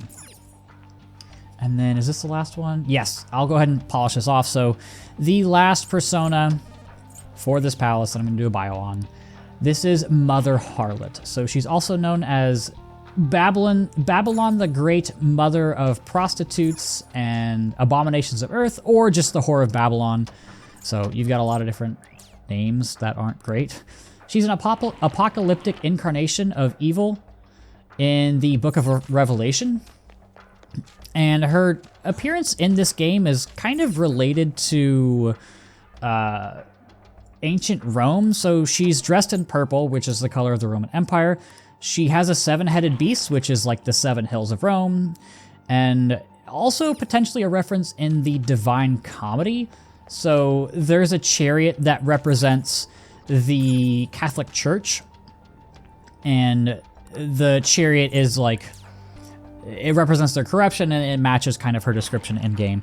And we've actually finished that puzzle relatively quickly, so I'm gonna speed through this. In game, she is the ultimate persona of the Empress Arcana, which means that she gets an exclusive trait that is Ghost Nest, that increases the chance of inflicting ailments on downed foes. So you get a mix of Bufu and Mudo skills. You get Ice Age and Ice Amp, which pair really well together. You repel Blast to get rid of its only weakness. You get Debilitate and Mamadoon and Mudo Boost. Not my favorite ultimate persona just because of the trait, but it's still a solid option. But we've got this Willseed Guardian, so let's fight. And that is the last persona bio for Maruki's Palace. We are almost done. We have, oh, this is just another Fafnir. We have one more trip to Mementos, which I will finish up almost all of them except for 2 more personas, which I will talk about later.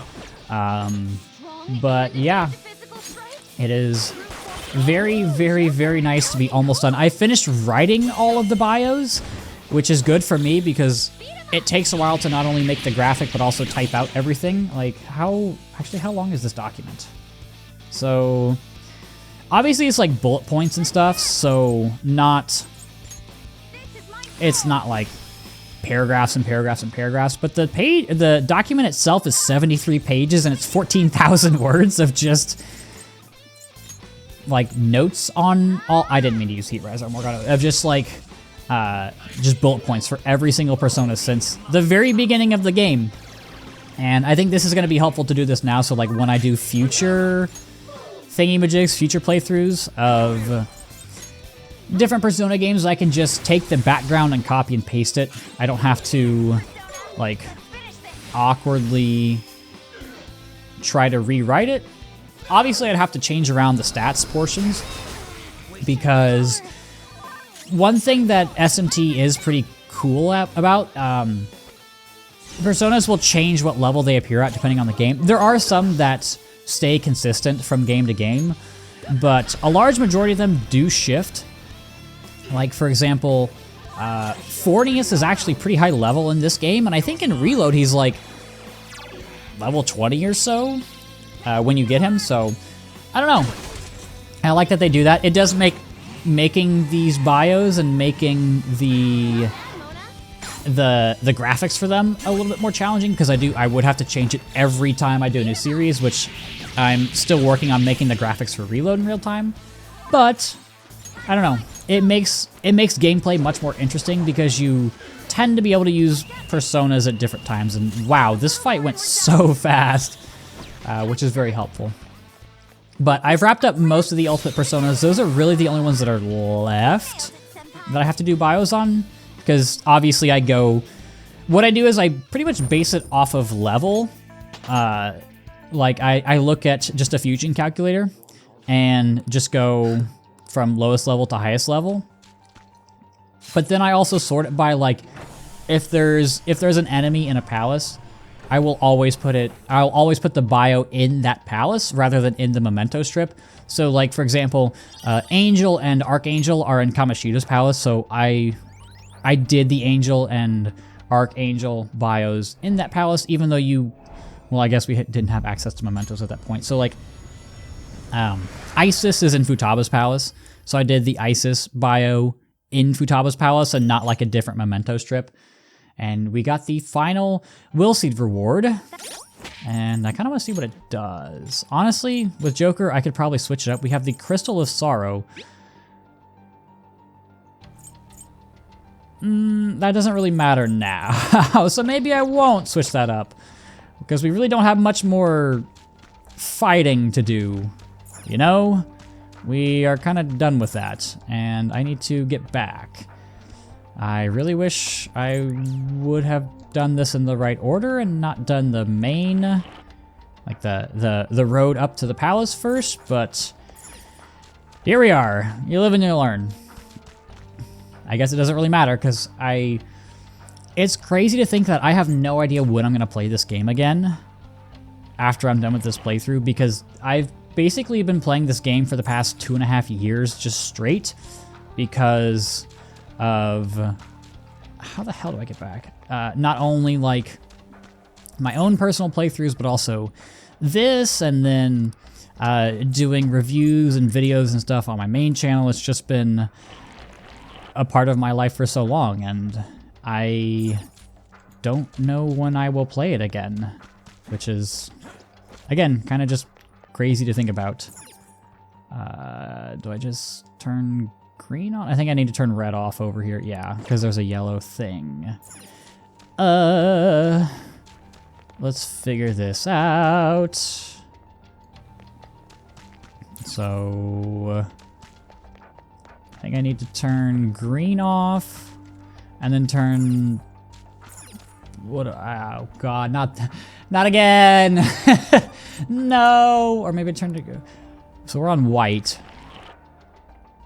I just need to look at the map. Okay, so I need to not have yellow. I need to have green. So I need to get rid of red. I've got everything on right now. So I've got blue. Okay, I'm gonna turn green off. Is that what I need to do? Oh God, oh no. Not this again. I just got done with this. No, I feel so stupid. That's green, I just turned that off. Okay, how do I get to the red? Oh, I can just go around. Just kidding, I can't just go around. But I can turn green on? Do I turn it on here? I guess so. I don't know. Maybe I need this console, maybe I don't. And then I can go to the other platform. I can turn red off.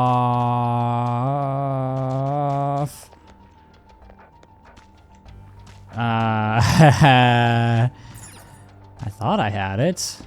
So I need blue to get over here. I need to turn green off. But I need green to access that. Maybe I turn... Okay, let's turn the green back off. So it's magenta right now. Okay, so I've got these two. I need green to get over there. Red is already on. Wait, do I just need to turn... I just need to turn green off and blue on. Right? No, wait, that's yellow. That's what I don't want. How do I turn red off? Ah! Oh, there we go. God damn it, I'm so dumb. I feel so dumb when I'm doing these things on camera. I don't know why. Maybe it's because, like, when I'm on my own, I don't have to talk through my own thought processes, but when I'm here, like, I have to talk through things, and then I guess I just assume that you guys think I'm smart. Evidence points towards the contrary, I guess, that I'm not. But it's just like, I guess when you're doing it on your own, you don't think like, oh, I have to do this, and then this, and then this. It's just, you just kind of mess around until you figure it out. And then here, I'm just fully on display for the world to see that I'm flailing with these very simple color puzzles. But we are through that very cool looking door once we move past the massive, massive Rumi statue. And the very large apple in her hand, if you can see that, if that looks like an apple. But there is a safe room right here. This is the final safe room. This is the final safe room that we will ever use, and it's the Twilight Corridor. And I am going to save, because there's no reason not to. We are 114 hours into our journey, and it is very, very, very quickly coming to an end. We've still got a few extra stuff to do, but we've got a door here, and this is the final video. TV over there, and it looks like there's a tape in the player. This again? I really hope it's the last one. The tapes seem to be growing more and more recent, though. What do we have in store this time?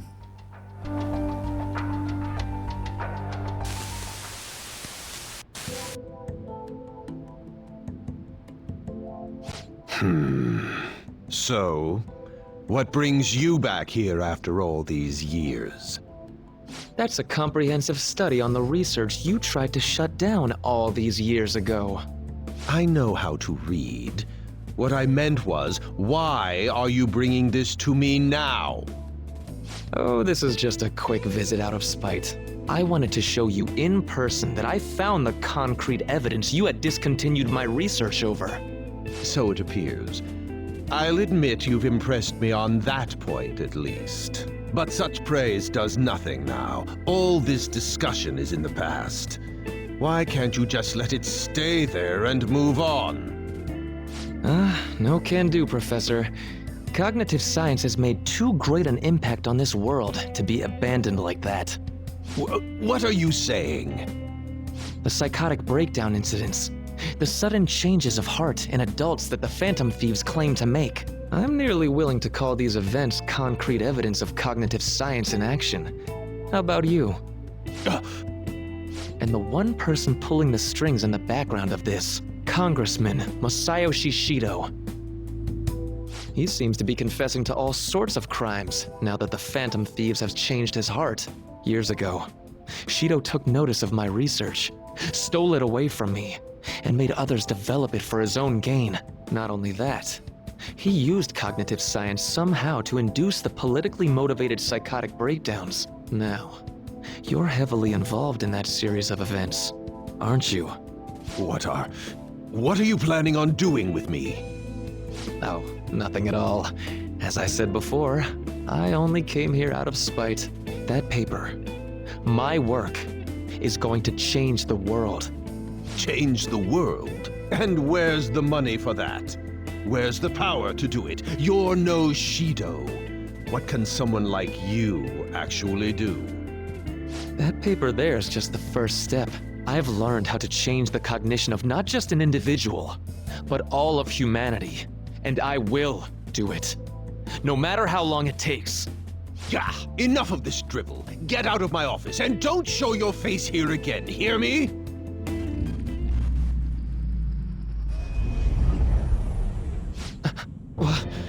What is this? What's your problem now? Huh? You don't see this? The sky just... The time has come. This voice... The time is finally at hand. I am the other you, dwelling in the realm of mankind's hearts. The other...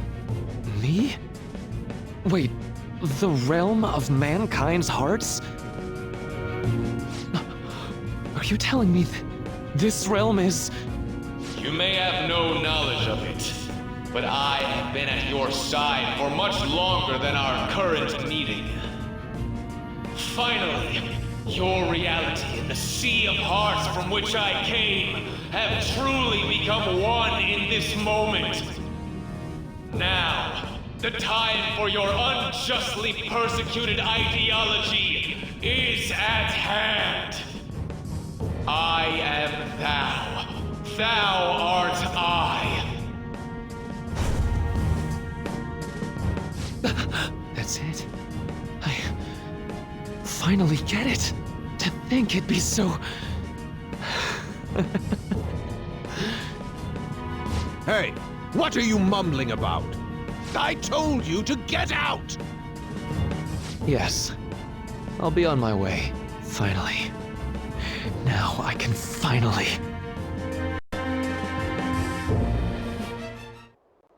Shido! To think he was the one who stymied Dr. Maruki's research. You know, I've been wondering ever since we saw the earlier video. Do you think there was some kind of connection between my mom's cognitive science research and Dr. Maruki's? After he crushed Maruki's chance at researching the field, he had his own pawns do it for him instead. Although I doubt Shido's researchers knew anything about the subject in the way Maruki did. That sounds exactly like the kind of plan that man would scheme up. That bastard! Wait, now's not the time to get pissed about that. There's another thing about that video nobody's mentioned yet. That being that appeared near the end was most likely Maruki's persona. The sky did turn red like that. I wonder if that was the day we fought against the God of Control. Lady Lavenza did tell us that reality and mementos were merged together during that time. As you've all seen for yourselves, a full awakening to a persona can't happen unless you're within the metaverse. That would mean Maruki really did awaken to his persona in that video. And at the same time, he attained the ability to meddle with mementos, the cognition of the masses. So it is just as Lavenza had told us.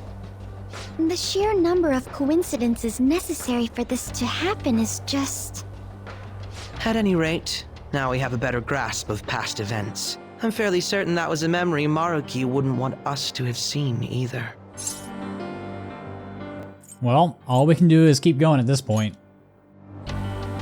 Yeah. We don't have the time for these questions anyhow. Let's go. Alright. That was the last video. Oh god, we're getting down to the end. What does this have to say? What's the question this time?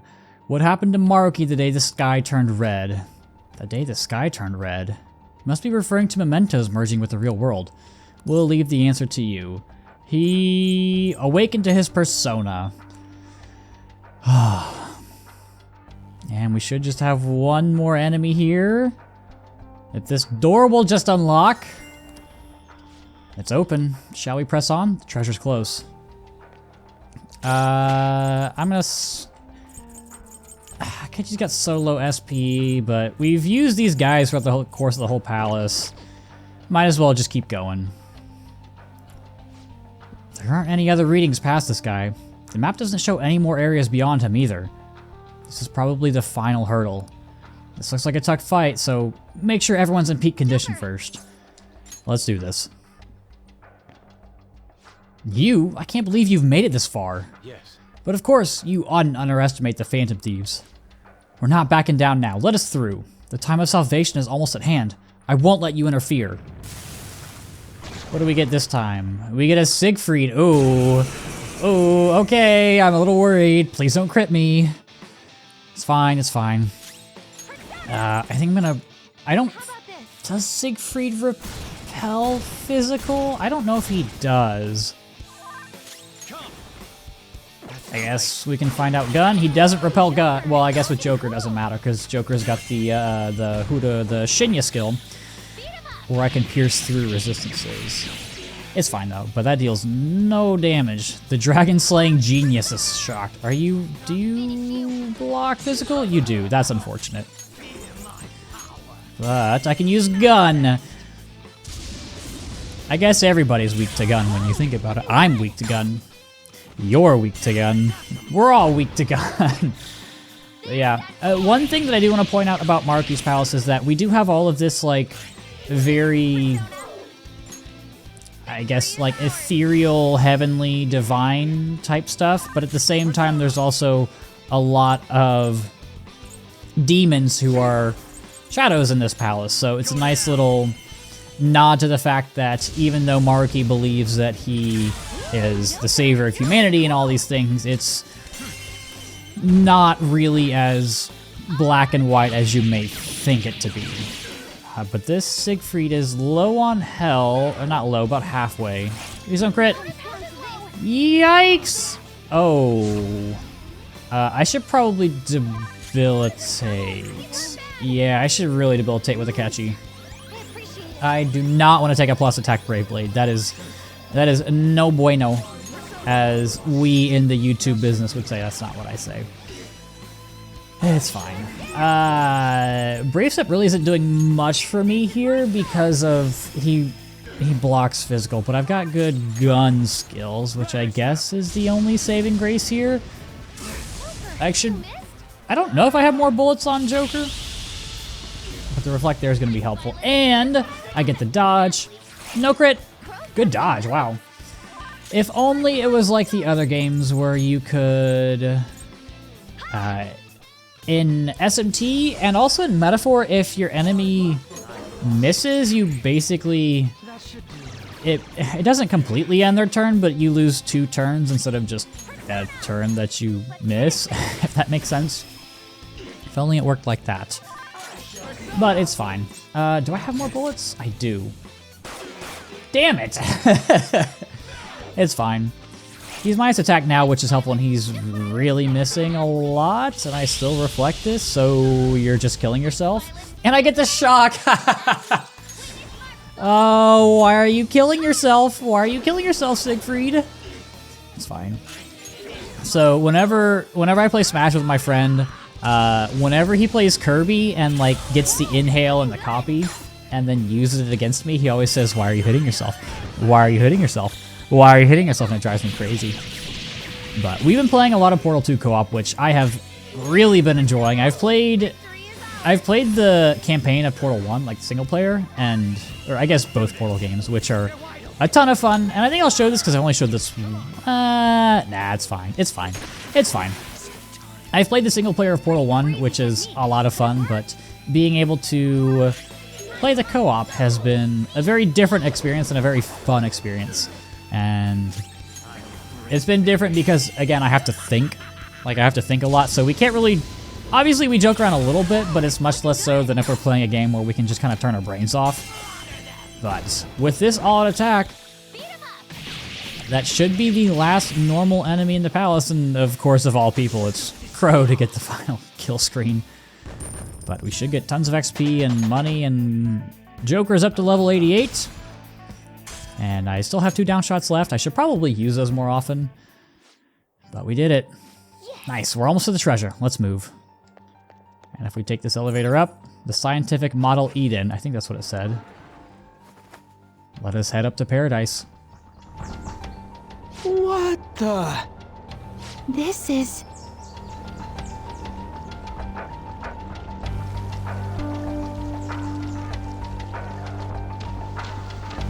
This appears to be quite the paradise. I assume Maruki's trying to convey that the world will turn into something like this if we allow him to abuse his research. a paradise. Wait, but this is a dead end, right? And we still haven't found the treasure. Look again. The shimmery thing? No doubt about it. That's our treasure. That also means we've secured our route. All right, all we got left is send in the calling card. Oh wait, how are we supposed to do that this time? That's right. Dr. Maruki's been here in the palace this entire time, hasn't he? I'm sure Maruki's well aware that the Phantom Thieves send out their calling cards the day before their heists. Considering his actions up until now, I highly suspect he'll attempt to directly intervene in some way that day. My money's on him trying it with Joker. Good point. In that case, I'll leave the calling card in your hands, Joker. We could just set up an ambush and destroy him once he steps in our trap, too. No way are we doing that! Our goal in coming here is to return reality to its original state, not to beat up Dr. Maruki. It was merely a joke. After all, you're all well aware that Maruki's influence on reality goes well beyond this palace. If we make the wrong move in here, we could get eliminated outside the palace, since we lack our personas there. It'd be a safer strategy to change Maruki's heart, just as you all wish. We're finally changing his heart. If we steal Dr. Maruki's treasure, everything will go back to the way it was, right? I don't know for sure, but most likely. Are you okay with that? Yeah, of course. We've all come so far. We can't just give up now. We gotta stick to our own reality. About the time limit. Dr. Maruki told you it was February 3rd, correct? Yeah, he isn't like anything we've faced before. We should get as strong as we can before that fight.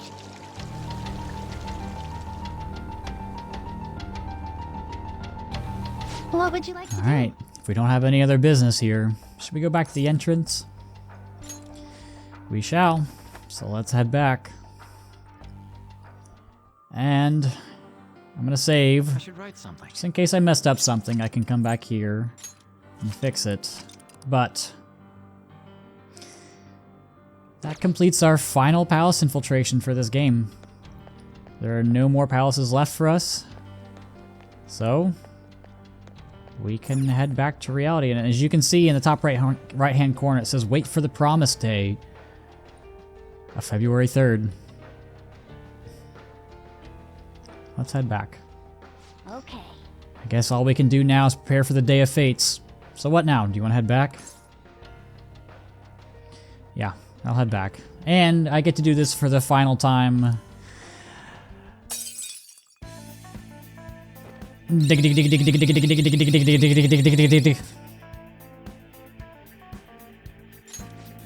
Skirt her out to the treasure. All we have left to do is wait for the promised date. Yes. Let's build up our strength until then, so that we can fully get through to Dr. Maruki. That's it. That's the last palace infiltration. As we head back to LeBlanc. Okay. You did great today. You tired? Yeah. Yeah, I'm tired. Something's bothering me. So, we talked about how Dr. Maruki might contact us, right? Right, it was only our best guess. I really hope it's not the case, but there is a chance he may not show up before the deadline he gave us. For real? I didn't even think about that.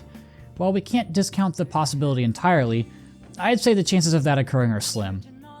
The man sees himself as a downright saint. I can't see him suddenly going back on his word. Wouldn't you agree, Ren? Yeah, probably. Right. If he wanted, he could just erase all of us from existence. Not only that, giving us all this extra time does us a lot of good on our end. And there's still so much about Dr. Maruki's power that we don't understand. That's true. We need to use this time well and prepare as much as possible. I shall take it upon myself to remaster our calling card into a true work of art. Yeah, no, we're good there. What a pity. Yep. We don't know when Maruki will show up, but the deadline's not gonna change. Let's keep prepping until then. Okay, let's keep prepping until then. What do you guys have to say? Ever since I called home about my promotion, they've been harping on me nonstop about getting married. They say good things come in pairs, so they must be expecting one more. Like that's gonna happen. Besides, I have no desire to get married yet. If I don't want it, there's no way it's happening. End of story. What does Sojiro have to say? It's still cold out. Make sure that cat doesn't catch anything, alright? Yes, sir. I think the cat's gonna be okay. We're gonna head upstairs. And we are going to play yet another game. Oh, actually, I think there's a few decorations for me to put up. So... the sea slug doll, I believe, is one of them. Oh, wait, no. Can I not filter these to make it easier to see? Was it the Jigao doll? Yes, so all of those are full. It makes me think of Yusuke for some reason. And then, can I put the giant spatula? Yes, it's just a spatula. I wonder who thought about using a spatula for manjayaki. I don't know, but all this stuff is full now, in addition to our wonderful, wonderful, wonderful sculpture of this. I know I got a sooty scale scarf, so I should be able to get Kawakami to do that while I play this game. Oh. It's fine, I can do that tomorrow. I did get one, right? Item. Should be... I guess it's... is it an equipment? I know I'm rambling at this point, but who cares? Sooty scale armor. Oh, I got 4. Okay, so I got plenty, so that should... this was the last day for you to get that. Again, because you can only get it in Maruki's palace, and you have to do laundry to get it, if that makes... because we're not going to go back to... well, I'm not going back to Maruki's palace. We do have a free day coming up if you want to do it then, but... yeah. Okay. With that out of the way, I'm going to try to finish this day up without rambling even more. I would recommend saving your game. I saved in the palace, so I'm not really worried about this. We're going to finish up Power Intuition today. Our second to last game. And let's start it up, and I'm going to use the technique. It makes it easier. There's no reason not to. This is the final opponent. Wait, it's just an old lady. Damn it, she moves so fast and deals so much damage. You need to land a special attack if you want to even begin to create an opening for yourself. Oh, you have a small window of opportunity. Go, go, go! Please? Why am I not getting the inputs? Please. There we go. That was odd. She's on her heels. Keep pushing. Tatsu. And then this is the moment of truth. Oh God. Oh God. No, please. Please have mercy. Please. I can't get the forward. I can't get the forward. I can't get the forward. Please. Please. I'm gonna have to use like multiple hands for this. Oh my God. I can't get the forward input. I can't get the forward. I can't. Oh my God, I can't get it.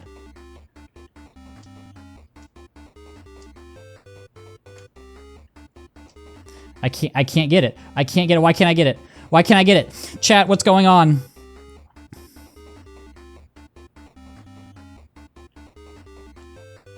Please. Oh my God.